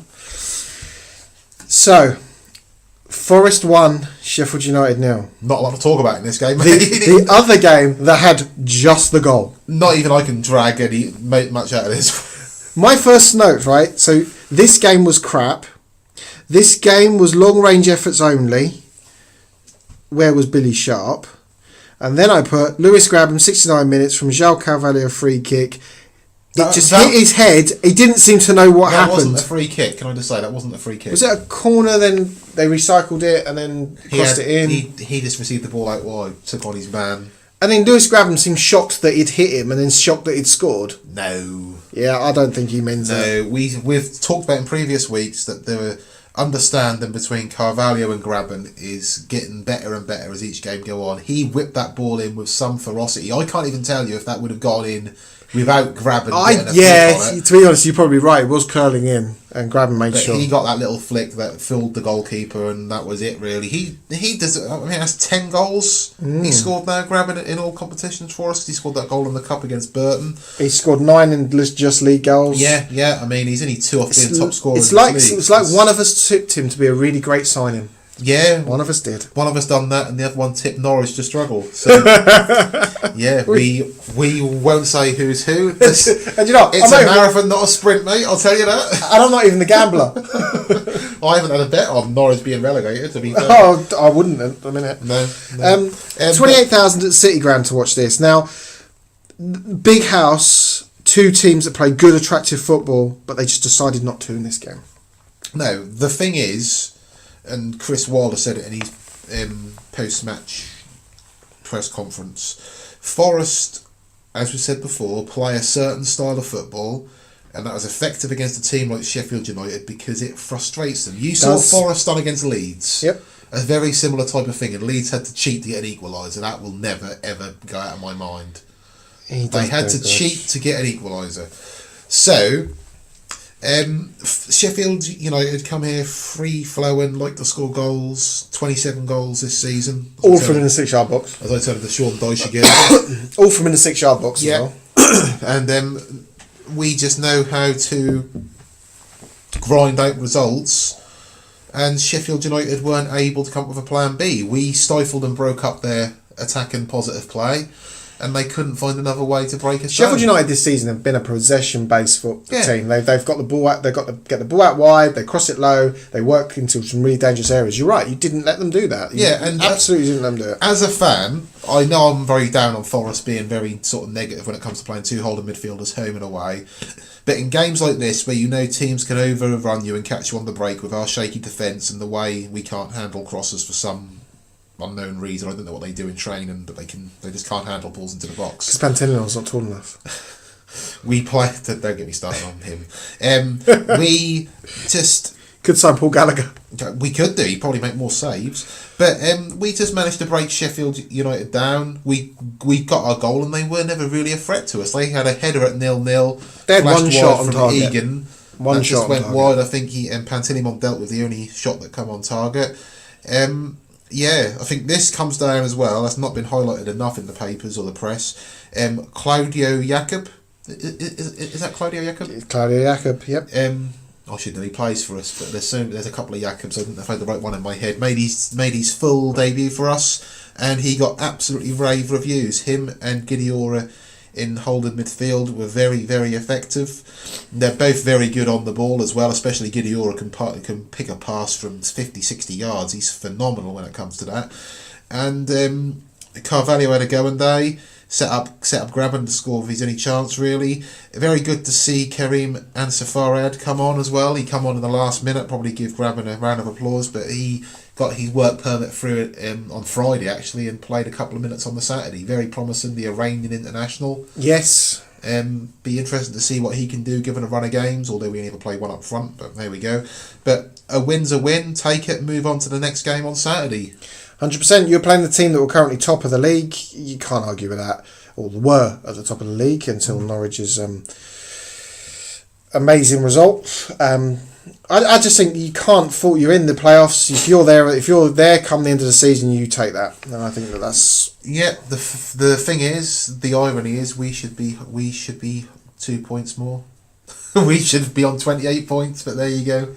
Doesn't make an awful lot of difference, really, but. Nope. Just saying. Could it comes to the end of the season? God, we're gonna have to moan for months. There's actually a petition, isn't there? Did you see that? 4,000 people have signed that to get it debated in Parliament. That means 10,000 or 100,000 for it to be debated in Parliament. Can you imagine that? The Right Honourable, I don't know who the MP for that area Lord is. Lucan. I know, I know Kenneth Clarkson, an MP up there, and he supports Nottingham Forest. It's going to be him. My lords, ladies and gentlemen, I'd like to protest that Mr. Kemar Roof of Leeds United handled said ball into the net and cost us 2 points. Here, here, waving their papers in the air. Can you imagine that? Nothing can be done now, but yeah, that's still wrangles. Just a little bit. 12 shots on target. Oh, sorry, 12 shots, 2 on target. Yeah, that would have been a game. 11 shots, 1 on target. This, in truth, wasn't a good game. Turgid. Karanka was not going to let this be a good game. You've got what the manager said after the game? Yep, he said he was really pleased. I told them that this team hasn't reached its peak because we are improving and growing a lot. The big picture today is that we beat the team who are top of the table at the time and the team with the best form in the league. We can't forget that they have been working together for 3 years with the same manager, working and improving every single day, and we've been working together for just 3 or 4 months. Chris Wilder said the game was of low quality with the amount of quality players that were on show, but Forest have got a result and we haven't, and that's what's disappointing. Our back three did well, but going forward in possession, we made so many bad errors. So he was very down. He challenged them to be able to grind out results when they weren't at their maximum as well. There are a number of games where it's tight and you aren't playing as well as you would like to, but you have to come away with something. It's something we need to address because it's happened 4 or 5 times this season. It seems we have to play at our maximum to get a result, and when we don't, we're just a very average side. A very average side who find themselves third in the Championship after 16 games. I would happily take that as a Forest supporter. Yep. And there'll be many teams that are envious of their position. Swansea being one of them, because they lost 2-1 to Rotherham. And obviously we talked a lot about Rotherham's away form, but actually their home form this season has played 1-4, drawn 3, lost 1. And I think Swansea come up against a team here that absolutely battled for every point. I actually watched the interview with Paul Warne on Quest. He done the old match of the day. He did, and the one thing that I'll give the Irish bloke credit for is he actually spotted something that we've noticed, and that's this Rotherham team never come off a pitch and you think they just didn't try. Even when they got absolutely thumped on their first game of the season, they come off that pitch absolutely done in. And I think that's one thing you can say. Buzzing. Yeah, we lost. We single figures. Woo! We got one. I think that they come off. They play. They may not have the best squad. They certainly haven't got the best squad in this division. But one thing they do, which some of these other teams need to learn, is they actually give 100%. And Swansea were on top in the first half, and I think Paul Warne actually admitted that Swansea in the first half were a better team. Ollie McBurney on 25 minutes opens the scoring. This was a great move down the left and a really smart finish by McBurney as he's sort of twizzling. I can't think I can say it. Lovely play from Chilena to release James down the left. He squared in the ball to 6-yard box McBurney in that danger area. Lovely finish, really. And to be fair, Rodak made a good save before then as well from James as well, didn't he? James crossed it in. He did, and he made another save just after this as well. Rodak actually kept the score down in the first half, which gave Rotherham the opportunity to come back into it. And Rodak's been one of those goalkeepers that you have heavily criticised. At times, yes. Maybe off air more than you do on air because you're scared of him because he's a beast. At times he's made some errors, but he's had a lot of work to do. I mean, he definitely earns his money, even when he lets in 3 or 4 howlers. So both Rotherham's goals are then penalties. Ryan Manning's who's on loan. Yeah, from Queen's Park Rangers. From QPR, which is a bit strange considering QPR are a Championship team, but it doesn't matter. Both penalties were absolutely dispatched brilliantly. This is how you take a penalty. Are you going to describe the build up to the first penalty? What was he doing? You explain it because I can't. Absolutely brilliant. I watched this about 7 or 8 times, and that's no word of a lie. The ball was lumped into the box. That may be a bit harsh. That was maybe not lumped, but that was put high into the box. That bounced in front of Nordfeld, and the only thing I can think is that he just misjudged it. He thought it was going to come higher, or if he expected it to just stop dead on the turf or something. But as a goalkeeper, this sort of thing happens to me. But I'm not a paid professional. I'm just a fat bloke. That's like the ball bounces, and he doesn't even make an effort to go for it immediately, as if it's going to come and get him in the chest. He just watches it bounce, and then as it bounces back up, he thinks, oh, I better do something here. And what he does is actually haul down Proctor. And there's no excuse. That's a penalty all day long. He didn't even go for the ball. It bounces above Proctor's head, and he's about to sort of lean back and control this. And Nordfeldt helps him lean back, I think is the best way to put it. But as a goalkeeper, when that's in that area, I can't remember if it was just inside or just outside the 6-yard box. Please forgive me. It was just outside the 6-yard box. Just outside the 6-yard box. If you know you've got a threat there, you go down to get the ball. Yes. You dive on it like it's a grenade. You fall on the ball. You get something on the ball to prevent that attacker getting it. And he just watched it bounce, and that's unforgivable. It was like he had two opportunities to try and stop that. He could have dived on the ball. He actually could have tried and get it first time. It was just. I don't actually think he did a lot to pull down Proctor. No, for the sheer stupidity, it deserved a penalty. No, that is there. No, he definitely had his hand on the shoulder, pulled him down, and he didn't need to really, because I don't think Proctor would have done anything with it anyway. No offence to Proctor, but I think he was just as flummoxed by the situation as what Nordfeldt was. That was a very odd one. Now, but as you say, take nothing away from the penalty, buries it. Fantastic. Keeper was very close to it, but he just beat him with power. And we are going to come on to a penalty that I'm glad was missed when we get to the Norwich game. No, go on, carry on. Sorry, I was laughing. Now, the second penalty, he absolutely blasts it at Leroy Fer. Now, I'm sorry, it hits your hand, it's a penalty. I don't care whether it's self-defence. I don't care where your hand is. I think if it hits your hand, it should be a penalty. However, the rules state you have to make a deliberate action. Well, when you have 2 feet off the ground, diving into a ball, and where are you supposed to put your arms? So I think handball should be handball. Don't care what anyone else says. But actually, if you go by the rules of the game, I don't think this should have been a penalty. I wish that's on YouTube. I'm going to look for it quickly now as we're going. There was an incident. Nottingham Forest played Reading a few seasons ago, and someone from Reading absolutely whacked the ball, and Guy Moussi was in the box, and he. No, that's the other way around. Sound's probably going to come on now. He absolutely. That was his shot. Sorry. Oh, there we go. I'm going to show Paul. We'll put it on our Twitter. So he's about to take a shot. That was miles outside the box. Did you see what he did though? He just put his hands by his side and took it in the face. He's like dead on the floor. He is laying there like he's been shot. That was Guy Moussi's shot that hit Ibrahim Sonko. He kept his hands by his side. The thing that gets me about this penalty, because that's a penalty, he raised his hands above his head to protect himself, granted, but in the box you can't do that unless you're Kamar Roof. Penalty. So the thing that gets me about this is that the trip was a little bit suspect in itself in the initial free kick. Yeah. Newell played it easily across the 18-yard box, like across the line, square, to Volks, whose shot is going well wide. It's going wide and over. That's going well wide, and Fur still blocked it. I know it's self-defence, but it's in the box, hands above the head, penalty. Mannon steps up, same side, but buried it completely in the corner. No keeper saving that. Nope. 2-1. Rotherham. This game frustrated me more than anything because I watched the highlights on Quest as well as watching them on YouTube and reading the match reports in the press. As I said, I get every local newspaper delivered to my door. Wink, wink.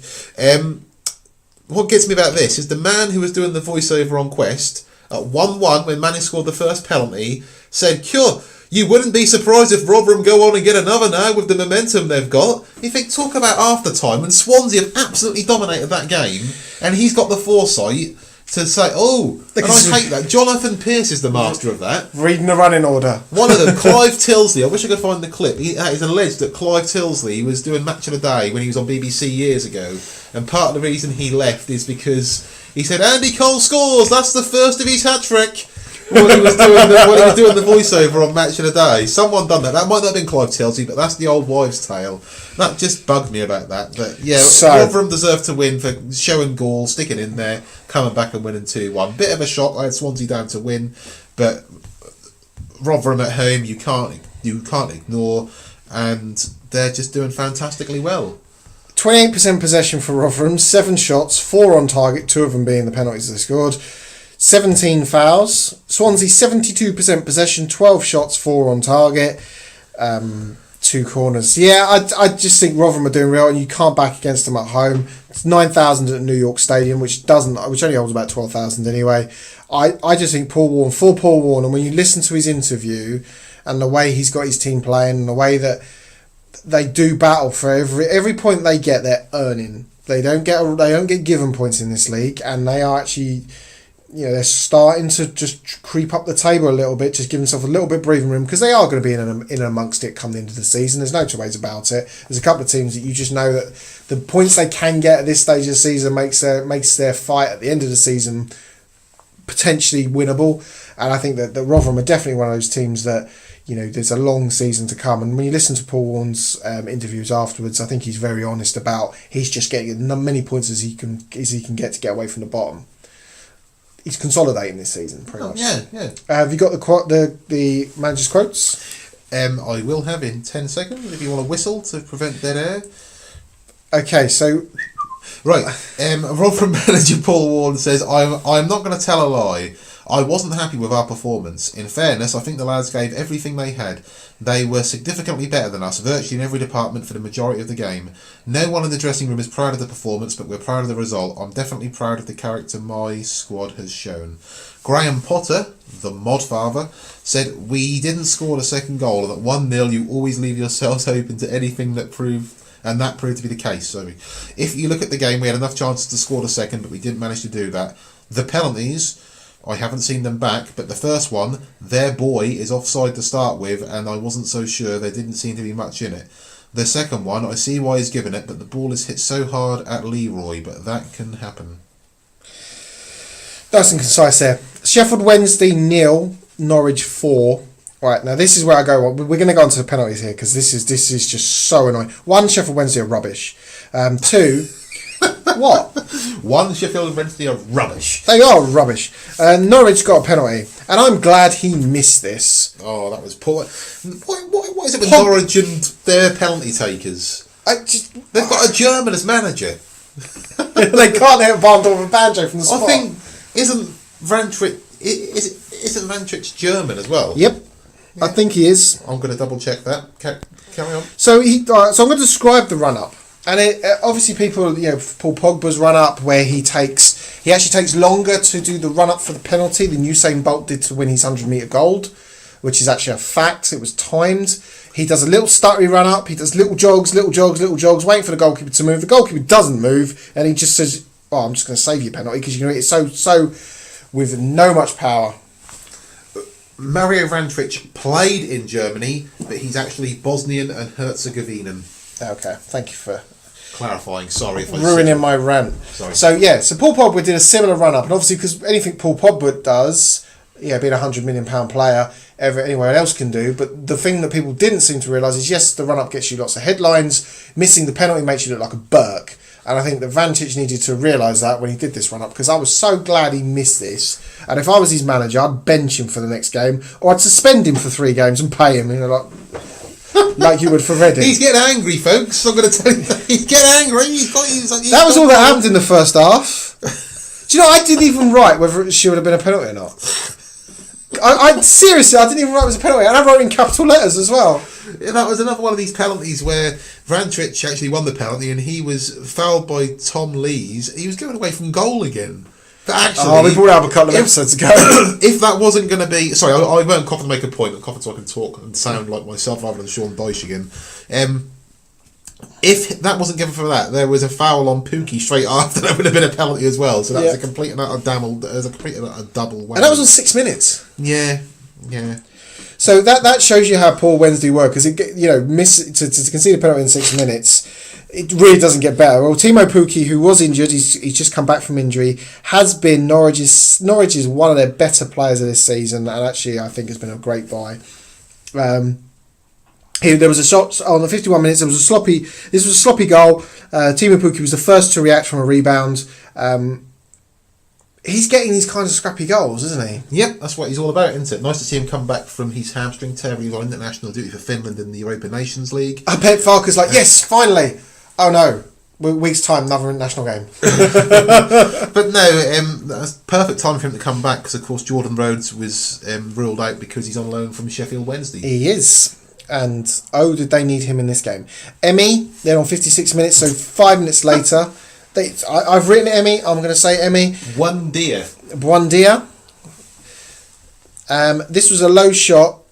3 Norwich players could have hit this. There was literally when you say you talk about players queuing up, they were all gathered around this ball, and they had a little conversation about who could hit this, and the Sheffield Wednesday defenders just stood there and watched them, and it's just a low footed shot. I just can't work out what they were doing at the back here. Josh is going to be really disappointed in this, and I would imagine that another couple of results like this, and Josh will go to Steve Bruce way. Timo Pukki on 62 minutes from Max Aarons, who I thought played really, really well. Max Aarons, another young prospect. He sold in January. Probably playing for Newcastle. This was a tapping from good play down the right. Max Adams, lightning pace. I think not that anyone from Wednesday was prepared to run back with him, but he just good play down the right. Squares it to Pukki, who's there at the right time. Now, right, Cameron Dawson, who we haven't really given much stick to, have we? No, let's get him there. Let's get him now. So, Surabi from on 80 minutes scores. Okay, this summed up Wednesday's whole performance because the goalkeeper's got the ball. He's not under pressure. He gets given the ball by his defender. He turns. He can pick the man he wants to pass it to. Unfortunately, that man is a Norwich player who, from about 20, 25 yards out, which is Vrantrich, had to play a good pass. I ain't taking away from that, but you don't expect the goalkeeper to give you the ball 30 yards out. No, and you don't expect the ball to go to the goal scorer, who is Dennis, and it is what? Sabeni. That isn't even that hard to say in the grand scheme of things. We're on first name terms, me and Dennis. Sabeni. If he's torn a goal, mate, that's poor because he's not the best. He ain't the best. He really ain't. He's a player a lot of Norwich fans moan about. 23,000 at Hillsborough to watch this, and it's one of their biggest attendances. And it was all going well for Wednesday. They got Barry Bannon. They scored some great goals. They have been good to watch. Unfortunately, now they are sliding down the table, and they're going to be one of those teams that are probably going to be thankful for the quick start they had, because I think they're going to be in and amongst it at the end of the season. 20 fouls they committed in this game, 41% possession, 16 shots, only 4 on target. Norwich had a lion's share of the possession, which you would expect from Daniel Farke's side. However, what you wouldn't expect is 16 shots, 10 on target. They absolutely peppered. That's a nice word. Peppered the goal. They did. Wednesday here, I had Norwich to win this, and they didn't disappoint. Can I just say, quite ironic considering the comedic nature of Sheffield Wednesday's performance, that the referee was Steve Martin. Really? Yes. Do you remember Steve Martin, the actor? No. It's lost on me, that one. In Roxanne, no. the Man with Two Brains, Pink Panther remake, actor with grey hair. Is he the fat guy? No, okay. You don't know who I'm talking about. No. Hopefully someone out there will. At Championship TA1 if you got my joke. Anyway, that is still better than the game we're going to go on to next. Do you want me to tell you what Josh Luhuke? No, I'd like you to tell me what Daniel Farke said. No, I'm saying that first, so I said his name. Josh Luhuke said the performance was not good enough. We must be very quick to bring our best performances back. Before the international break it was very positive, and now it is very negative. That is football, and you must fight against this. Daniel Farke, on the other hand, said, "We have all fit on the ground." Without the accent. We know that we have had a decent start, and to be there after 16 games with 30 points already is outstanding. But we know we couldn't relax, and we can't enjoy ourselves too much. We need at least 6 more wins to stay in this league. He's got his head screwed on. He thinks the target of points to keep up is 46. No, not 46. Sorry, I can't even count. What's 6 times 3? Hold on. You work at a bank. 18. Stop. 48 points. Moving on to the next game. No. Right. Stoke 0, Middlesbrough 0. So hold on. So Mr. Farke is top of the league, working out how many points he needs to stay in the league. Stoke 0, Middlesbrough 0. Pulis will be glad. He would have set his team up not to lose here. Let's face it, going to Stoke for him, there'll be a couple of teams he goes to and doesn't want to lose to, and I think Stoke are definitely one of them. Yeah, he set up shop, didn't he? Yeah, well, I don't think it's a case of setting up shop. I just think it's a case of he just didn't want to he basically wouldn't have wanted to. He didn't even try and win either, not to be fair. Butland was probably the better of the two. Was better of any of the players outfield, and he certainly had more to do than Randolph. Rowett looks under pressure. Rowett's been under pressure from day one. I mean, there ain't two ways about it. But he looked like the pressure was getting into him in the post-match press conference. Looked a little bit dishevelled, didn't he? Really. He definitely did. However, the best chance that any player had was Hugill. Yes, 1-on-1 with Butland. Does a great bit of play, gets away from the defender. You know, he was moving at pace, and Butland came out, and Butland proved why he gets called up for England, because that was a fantastic save. There was 24,000 at Bet365 Stadium, and most of them probably fell asleep. This game was boring. 62% possession for Stoke, which is unusual. They don't usually have more possession. 13 shots, 1 on target. Middlesbrough had 11 shots, 4 on target. Nothing really of any great consequence. I actually think that given Middlesbrough's attacking prowess, they just didn't really do a lot here. Stoke had done well, but just weren't really up to it. It was so boring. The managers didn't have anything to say after the game. No, and that was that dull. I had to watch it. I couldn't even be bothered to look for the post-match. I couldn't be bothered to look for the post-match comments afterwards.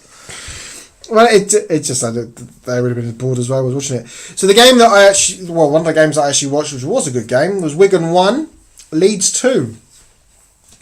This game started like a train. And as most of Wigan games, when Wigan are up for it, they're up for it from the kickoff. They don't miss about. They get right into teams' faces. They did it against Forest. They did it. They've done it a couple of times this season. Reece James scores from a free kick. Lovely. Low round the wall. This is one of those where it's hit low, but it's hit low deliberately. And it was hit at a height where the goalkeeper's, if he's diving, it's hard for him to get to. He would probably want at that height go with his legs rather than his hands, especially moving across goal. But it ain't going to happen because it was hit with so much pace and curl. Really, really good free kick, I thought. Pablo Hernandez on 9 minutes. Wigan were carved open. 3 players ball watching. Cleek with a great run. He found himself in so much space on the left, didn't he? And the only thing I can think is the Wigan defence are in a line and they don't realise as a defender not keeping that line. Because Cleek has run and he's so far behind. As the Wigan players are turning, they're thinking, well, he must be offside. Because he's that far advanced to the play. And he just squares it to Hernandez, who Leeds definitely missed for that spell, and it's no surprise that Carmel Roof and Hernandez have come back from injury, and Leeds are moving back. Played a big hand in getting Leeds back in form. Leeds had some dangerous efforts, mostly long range to be fair, but Carmel Roof... Walton collides while diving with his defender, and Roof has one of the easiest goals he'll ever score without using his hands. Yep. I feel for Walton because he's actually played well this season. He's had to because his defence is shocking. But this, I don't think he had a lot. He didn't really have a lot. He couldn't do a lot here, could he? No, I mean, I'm just going to read. I do not normally plagiarise, honestly. Can I just read the BBC's description of this goal? Go on. That made me laugh. They summed it up perfectly. I'll just read the paragraph. All credit to the BBC Sport website for this, taking no credit. United's winner came in comical circumstances when Latics goalkeeper Christian Walton and Cedric Kipra both attempted to clear Hernandez's tame pass, but instead collided in calamitous fashion to allow Roof the simplest of finishes. Calamitous fashion. Wigan had some opportunities to level, but I think that would have been desperately unfair to Leeds. Leeds actually hit the post late on as well. Wigan had 1 shot on target. I just think that sums it up, really. What a way to send off your regime. He may have sold the club based on this result. It's nice to see, from my personal point of view, and I think for football fans' point of view as well, it's nice to see that Carmel Roof is able to score goals with his feet. Oh, absolutely. Yeah. We have some Leeds fans listen to the podcast. They now hate us. No attendance at the DW Stadium because no one ever reports that because it probably wasn't that big anyway. This was a good game, so I think Sky picked a good game to put on. 14,799.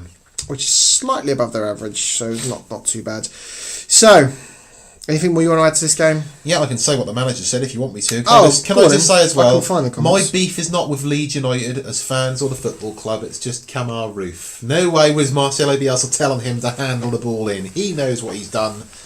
Yeah. So, Knowing Bielsa, he probably would have given him a bit of a bollocking. hopefully. Wigan manager Paul Cook told BBC Radio Manchester, Leeds are an excellent side, make no bones about that. We worked very hard in the game in our pursuit of trying to get a result. To lose such a key goal after half-time was a massive influence on the outcome of the game. But, as a football fan in general, it was nice to see that Kamar Roof can score a goal with his foot rather than his hand. He didn't say that last bit, obviously.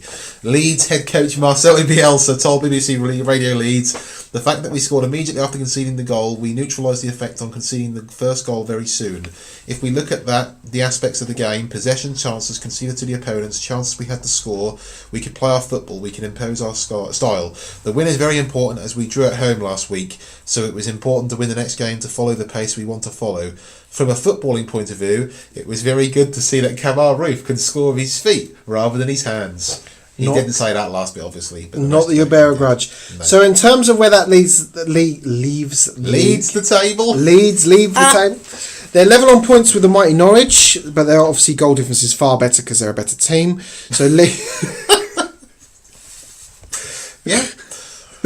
Can't argue with that. Carry on. Leeds on 30 points, goal difference of plus 15. Norwich also on 30 points with a goal difference of 7. Sheffield United are a point behind.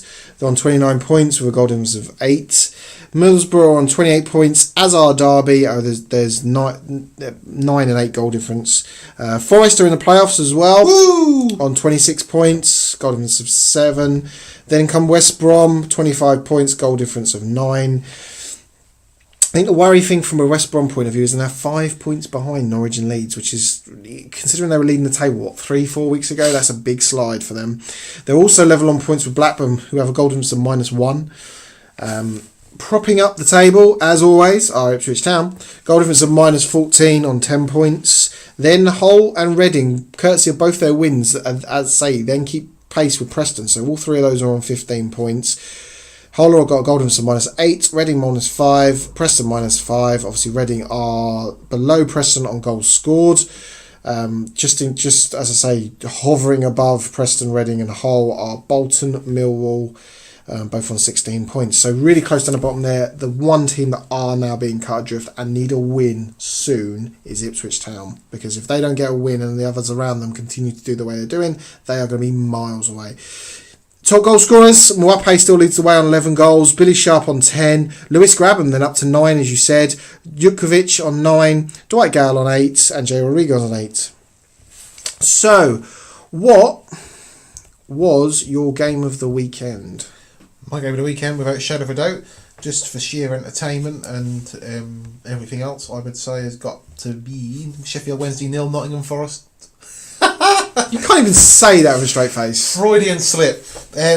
Sheffield Wednesday 0, Norwich City 4 is what I meant to say, not Nottingham Forest. That's wishful thinking for us to score 4 goals in one game. I just think for the way Norwich's goals were scored, apart from the third one, which was quite poor. Fourth one. They played lovely football in that 10-15 minute spell, just completely tore Sheffield Wednesday apart. I'm going to go for, you were never going to pick it, but Derby 3, Birmingham 1. I think that Derby really showed their technical quality, and I think that, that was a fantastic game. Birmingham can score goals now, which is good. So I think that's what they need. I think that's just what the St Andrews crowd needed.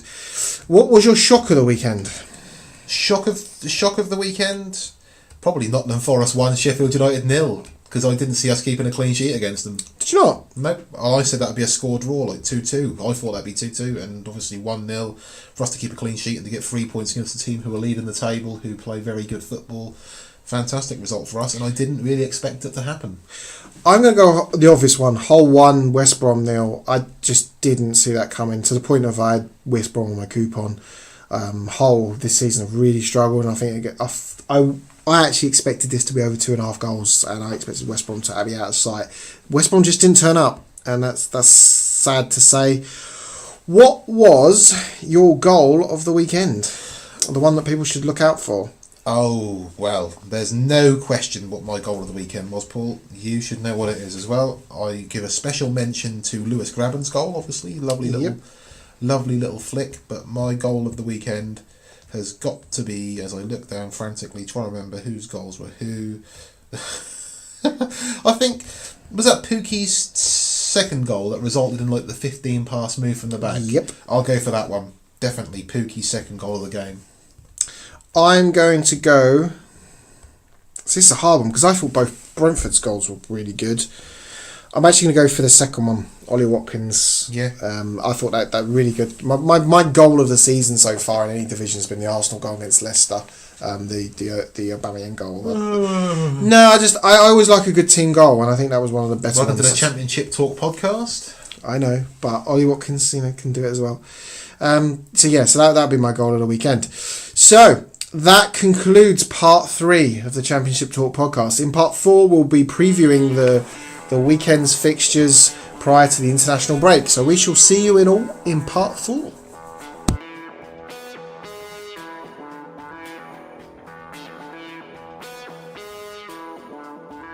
Welcome back to part 4 of the Championship Talk podcast. And on special request, we're actually going to go to, before we get to the Championship games, we're actually going to go to the first round of the FA Cup.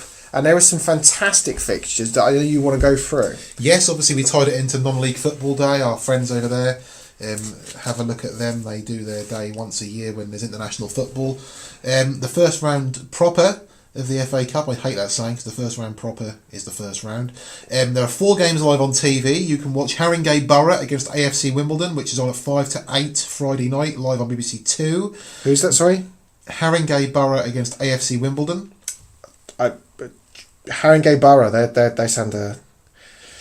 That sounds like it's going to be a massive... And it's at home as well. I just can't wait to see the stadium. This is what the FA Cup is. It is. I think it's brilliant. I can't wait for this. Fantastic. And then I'm not being sarcastic. It honestly is fantastic. And then on Saturday the 10th of November, Maidenhead United against Portsmouth, 12:30 live on BT Sport 1. Portsmouth are previous winners in... Yeah, not that long ago. Either Carnu, Harry Redknapp, Peter Crouch maybe and all them. Then on Sunday the 11th of November, you've got Port Vale against Sunderland at 2:30 live on BBC Sport 1. I perhaps care less about that game. And then on Monday, the 12th of November, 7:45 kick-off live on BT Sport 1. We have Hampton and Richmond against Oldham Athletic. That could be the tie that produces a bit of an upset. Special mention as well, there are loads of teams, obviously, in the first round. Some of these names are fantastic. We're not going to mention every single game. Western-super-Mare against Wrexham. There are some games here. Well, it's romance about the FA Cup because we know nothing about these teams, so it's good to see teams on the coupon like Maidenhead United take on Portsmouth. We've already mentioned them, of course. Then you've got Bromley at home to Peterborough. Potential there. Bury against Dover. I think Dover's manager, again for the second time now, is Andy Hessenthaler, the ex-Gillingham manager, managed quite a few teams in Football League. Chesterfield, a non-league team for the first time in their history, entertain Billericay Town. That should be an interesting one. The Metropolitan Police are taking on Newport County. That one will be interesting. Would you be afraid to make a tackle? Yeah, you get booked in more ways. Come back, you find your car clamped. Go up for a corner and space mace in your face. Southport against Boreham Wood, moving on quite quickly. And then on the Sunday, you've got Chorley at home to Doncaster Rovers, Guiseley at home to Cambridge United, Hitchin against Solihull Moors, and as Paul's already said, the last game we got highlighted is Western-super-Mare against Wrexham. That should be an interesting one as well. 1:45 kick off that one. So that'll be interesting to see what these results bring up. If there's anything worth talking about in terms of upsets, we'll talk about it in our next podcast along with the second round draw because we're not too far removed from Christmas, which means the FA Cup third round draw. Which means the Championship clubs filter in as well as the Premier League clubs. Yep, so that'll be interesting to see. The Friday night and the Saturday morning game. The Friday night game is live on BBC, and all the other 3 are on BT Sport. So important. Paul chose to remind you because I've already mentioned it. No, I literally, because I'm going to watch the Haringey Borough game because I think that is going to be fantastic as AFC Wimbledon.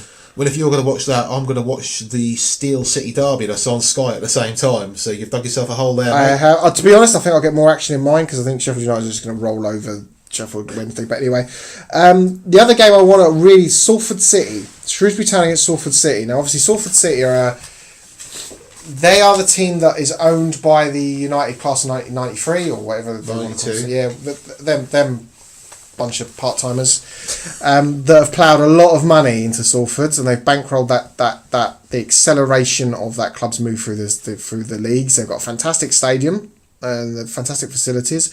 They're playing, I think, £4,000 a week to Adam Rooney. Yeah, who they bought from Aberdeen. They did. They outbid a Scottish Premier League club for him, which is just shows you where Scottish football is right now. And I know that's caused a lot of upset. That they're obviously, in terms of finances, in terms of players, in terms of facilities, they're obviously miles ahead of the league they're in, and they are looking to accelerate themselves throughout the leagues, which is good. Gets a new team in there. I hope they get thumped by Shrewsbury. I have never wanted a team to get absolutely tanked more than I want Salford City to get tanked. Purely and simply because Gary Neville's smug face on Twitter, if they lose, will be quite funny. Yeah, and I mean, that's not always fantastic when these non-league teams come up like this. I remember in the past, Rushden and Diamonds. Yep. Whatever. Well, I don't even think they exist anymore. Rushden and Diamonds. They might be Rushden or Southern Diamonds, but they don't exist anymore. There's been a couple of other examples as well. In the Scottish League, we saw Gretna come up, and then their chairman become ill, and they just folded. So yeah, I don't think that's going to happen with Salford. That is nice to see a team like Salford come through, but you just wish it happened organically rather than just from a massive injection of money. Yeah, I mean, looking at clubs who get injected with a lot of money from these sort of millionaires makes you sick, doesn't it? Says a Nottingham Forest fan. and an Arsenal fan. Yeah, but they're doing it with clubs with lineage. They're doing it with clubs that have been around for a long time. Oh no! Don't get a start. We could do a whole podcast on Red Bull taking over. Was it RB Leipzig? Yeah, and Salzburg.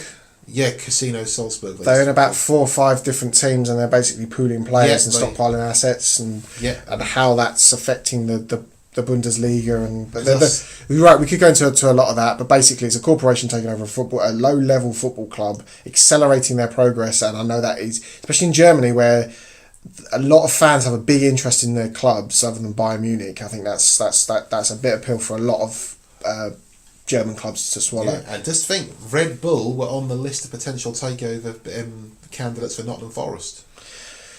And you're sick, innit? Where's you sick? No, because they would have changed our name to Red Bull Forest or something like that.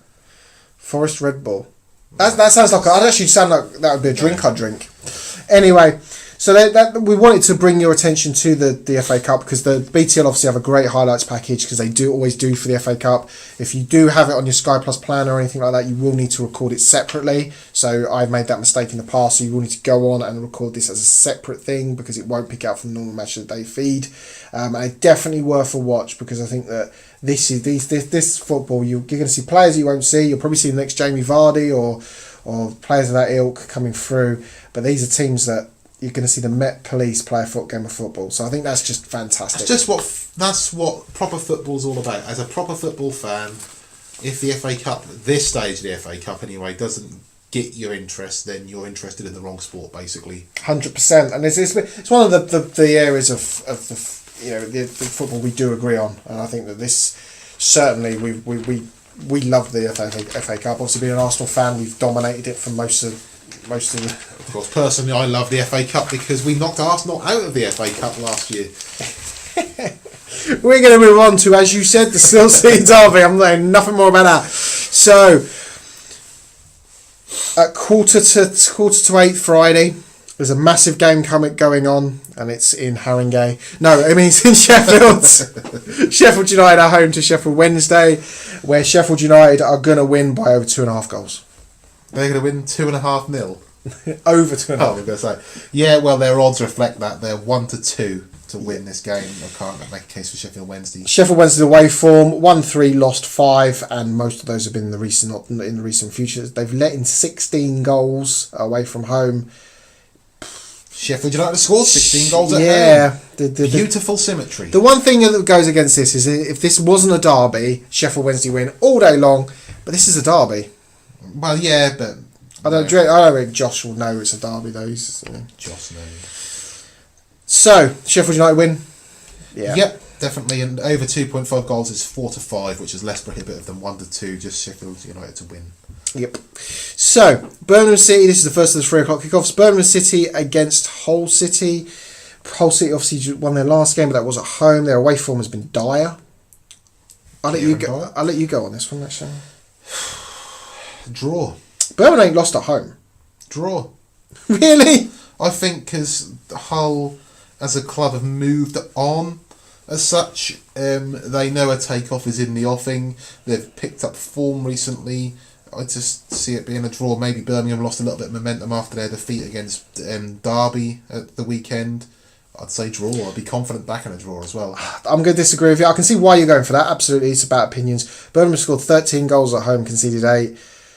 Hull have conceded 12 goals away, scored 12. Birmingham are going to score. Simple as that. And I don't think Hull are going to get a goal. So I'm actually going to go for a Birmingham win. Well, it's about opinions. I just generally people think... at home, lump on Hull. Yeah, I got. Yeah, neither of us can back anything, can we? Blackburn. Oh, poor Rotherham. Blackburn at home to Rotherham. We keep every time Rotherham have an away game, and the fact they haven't won an away game away from home makes it hard to say anything but a Blackburn win. Yep, that's why I'm going to say draw, because Rotherham withdrew their last 2 away games. They've drawn. They drew. Yeah, they lost the other 6. Yeah, but they picked up recently. They went to the Riverside and drew 0-0. Who was the other team they drew against away from home in a recent game? I can't remember, but it was. I think it was a big team. It was in the top half. I can't remember, but you are right. They have drawn 2 recently. They have picked up recently. Blackburn can't play as bad as they did. And I don't know. I just think they can and they will draw. Okay, I'll go for a Blackburn win. Okay. Bolton at home to Swansea. God, this game's gonna be boring. Swansea win. Yeah, I think I'm going for a Swansea win. Swansea actually haven't been bad away from home, have they? They haven't scored goals. They've only scored 5 and conceded 6. I just think they have too much quality for Bolton, especially the way Bolton are going at the minute. Yeah, Bolton are 3-4. I think Swansea win. Bristol City at home to Preston. Ooh, this will be an interesting one. It wouldn't surprise me if Preston snatch a win here. They ain't won away from home all season. Well, there you go. there you I'm going for a Bristol City win. Yeah, I can't. I'm going for Bristol City win. Derby at home to Aston Villa, which is surprising that Sky haven't picked this as the game they're showing. Well, no, of course they're going to be showing Leeds against West Brom, aren't they? they must be. I saw that 5:30. They are, yeah. Game. Yeah, what a surprise! Leeds live on Sky again. Shocker. And there's only one game Leeds haven't been live on Sky, isn't it? It's just yeah. Leeds have actually been on Sky more than if they went. Leeds fans must be thinking, don't get promoted. We'll only be on 6 times. They've probably been on more than Manchester United or Liverpool, which is quite funny. This one's really close to call, isn't it? This is really close. That's the hardest game on this list to have a judgment on. This not based on my natural hatred of Derby, but based on everything we've got in front of us. Derby should win on form. Their home form is fantastic. Villa have only won once away from home all season. But Villa are a team under transition, under Dean Smith, of course. They've got all the parts there to be a fantastic footballing side. Derby sometimes find it hard to contain these footballing sides because they're defensively dodgy. I don't like sitting on the fence. I'll go for an Aston Villa win just because I have to. No, reverse psychology. Derby win. I'm also going to agree with you with Derby win because I agree with everything you're saying. I think Villa have got every capability of going there. Villa haven't convinced me away from home, and I think that's probably the reason that I'm going to go for a Derby win. If this would have been at Villa Park, I'd have gone for a Villa win. Yeah. Middlesbrough at home to Wigan. Middlesbrough have not been convincing lately, have they? No, but Wigan are capable of doing something here, but you look at their away record: 1-1, lost 7 away from home. Middlesbrough have only let in 3, but only scored 8 at home in 8 games, a goal a game. Do you think 1-0 would be enough? Or do you think 1 goal? Well, obviously 1-0. One goal's going to give you 3 points. Do you think 1 goal's going to be enough to beat Wigan? Yeah. You'd think so, wouldn't you? Again, the only reason I'd say that is because Middlesbrough have only conceded 3. You know, 2 of them against Nottingham Forest, of course. Yep, absolutely. I just think that we're going to not have enough. Nah, I think Middlesbrough will win. I think this is the game that's the hardest to predict. Reading at home to Ipswich Town. You've just missed out 3 games, but never mind. Go on. Reading against Ipswich. Yep. Reading obviously won at home, didn't he? Against Bristol City at the weekend. Ipswich under Paul Lambert picking up maybe a game too soon to start off their revolution. I'd call this one a draw. I would say Paul Lambert would be absolutely ecstatic with a draw here because it stops Reading. This is you cannot win. If you're an Ipswich fan, you cannot let Reading win this. You put 10 men behind the ball, Reading cannot win this because they just... No, because that could be 8 points difference, and obviously with Hull going to Birmingham and get a draw, that'll be 6 points with a worse goal difference, basically 7 points. They can't lose this. And a draw keeps them in contention, and with other teams, Preston have got a tough fixture. Away to Bristol City, they're probably not late to get a win. You kind of look at that and think you cannot lose this because you're out of touch and you've got to stay in there till Christmas. And if they lose this, it's going to start. I don't think, from a morale point of view, I don't think they'll be able to get back out of it. I do think they will get a draw. I think they'll get a draw. Norwich at home to Millwall. Norwich win. You'd think so, wouldn't you? Because the way Millwall play, well, they haven't won away from home. Actually, only scored 4 goals away from home as well. Unless Norwich are unable to cope with set pieces or balls flung into the box, which they should be able to. You can't see anything other than a Norwich win, can you, honestly? No, you can't. And I think it'll be a Norwich win. I think it'll be comfortable, actually, given the way they dispatched Wednesday away from home. There's no way. Forest at home to Stoke. Now, I would like to have seen this game, because I think... I'd be quite interested. I think you're going to win this game. In the Carabao Cup, that was 3-2, I will say. So they both played weekend sides for that. Forest at home are capable of beating anyone, although their style of play suits them better away from home. We're not having that conversation again. Stoke, I don't know, they've only won 25% of their away games, won 2, drawn 4, lost 2, only a -1 goal difference away from home, so they're quite tight, but they concede a lot as well as scoring. Tight Forest win. I don't like predicting Forest win because it often comes back and bites me in the face. It wouldn't surprise me if this is one of their games where we lead and they come back and pick us back late on and we're holding on at the end and it ends up being 1-1 or 2-2, but on all known evidence I'd say Forest should win. If you win this, does it mean the end for Gary Wyatt? No, I don't think so. Do you think they're going to stick with him? I think they're a loyal.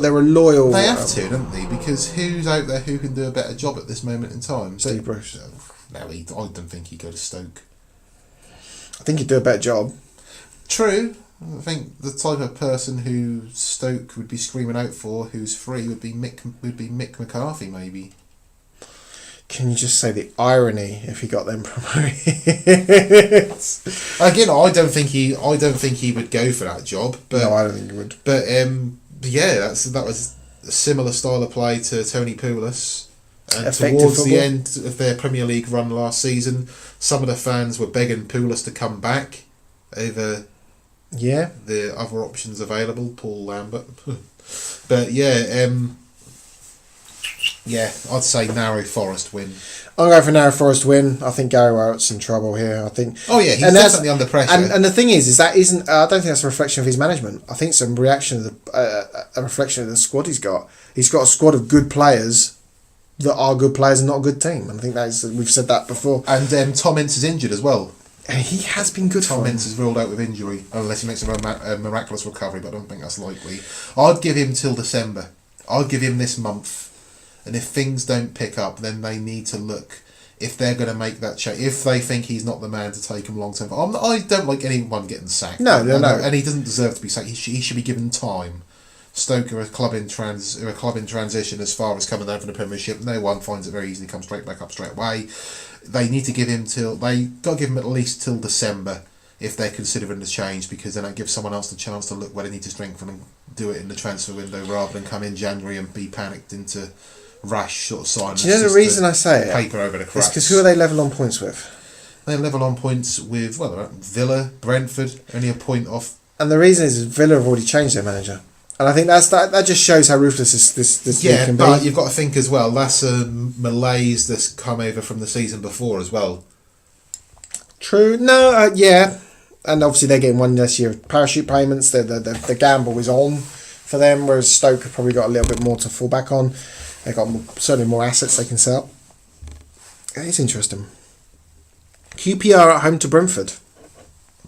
This is This is another good game potentially, or it could be an absolute bore draw. This is a hard one to judge. That depends how much that defeat against Blackburn has took out of QPR and their momentum. Brentford are not a good team away from home. He lost a game. They won a game. Sorry. Drawn 4, lost 4. Goal difference of -5. QPR won 4, drawn 1, lost 3. They've won half their home games with a goal difference of +2. Still can't believe they're only 3 points off the playoffs. That shows. That's a testament to what he's done there. Obviously, Brentford are only 5 points off the playoffs, but people would expect Brentford to be much higher than QPR at this stage. That wouldn't surprise me if QPR's got a win here. I was going to say the exact same thing. If they can beat Aston Villa and keep a clean sheet at Loftus Road, I'm pretty sure they can contain Brentford. 100%. Now, the game that Sky have decided to pick as their 5:30 kickoff, West Brom at home to Leeds. If West Brom play their way against Hull, they're going to get absolutely hammered. I think Leeds are going to go there and win anyway. I think Leeds can pick West Brom apart. You saw what Derby done against West Brom at the Hawthorns. if they play like that, that's going to be a cricket score. Well, yeah, and West Brom weren't necessarily a bad team on that night, were they? They No, had chances. If that game went on for another 10 minutes, as I said before, that game they could have easily got back into it. Hull. Derby definitely knew that as well, because they were nervous at the back, even at 4-0 up. I just think that Leeds are going to cut West Brom apart. Defensively, West Brom are not very good. However, West Brom can definitely get at Leeds. The one thing that I would say is I don't think they have enough of the ball to do it. No. Oh, no. There's no doubt about that whatsoever. I just think Leeds are too good. And they're getting their better players back as well. They've got Kemar Reeve giving them a hand up front there, which they've sort of lacked. Hernandez is playing again, isn't he? So they're gradually getting back to full strength, and I just think they'll outplay anyone in this division. And the better football and teams they play, the more chances they'll have on the ball and be able to create. West Brom play positive football under Darren Moore, and I just think that may be against them, against a team like Leeds. I don't think West Brom have got the capabilities to go, or certainly to play at home and shut up shop and make it difficult for Leeds. I just don't think they've got the players that can do it. So I think you're right. I think this will be a Leeds win. I think it'll be a very, very good game though. I just hope West Brom give it a go and don't play the way they did against Hull, and certainly don't play the way they did against Derby.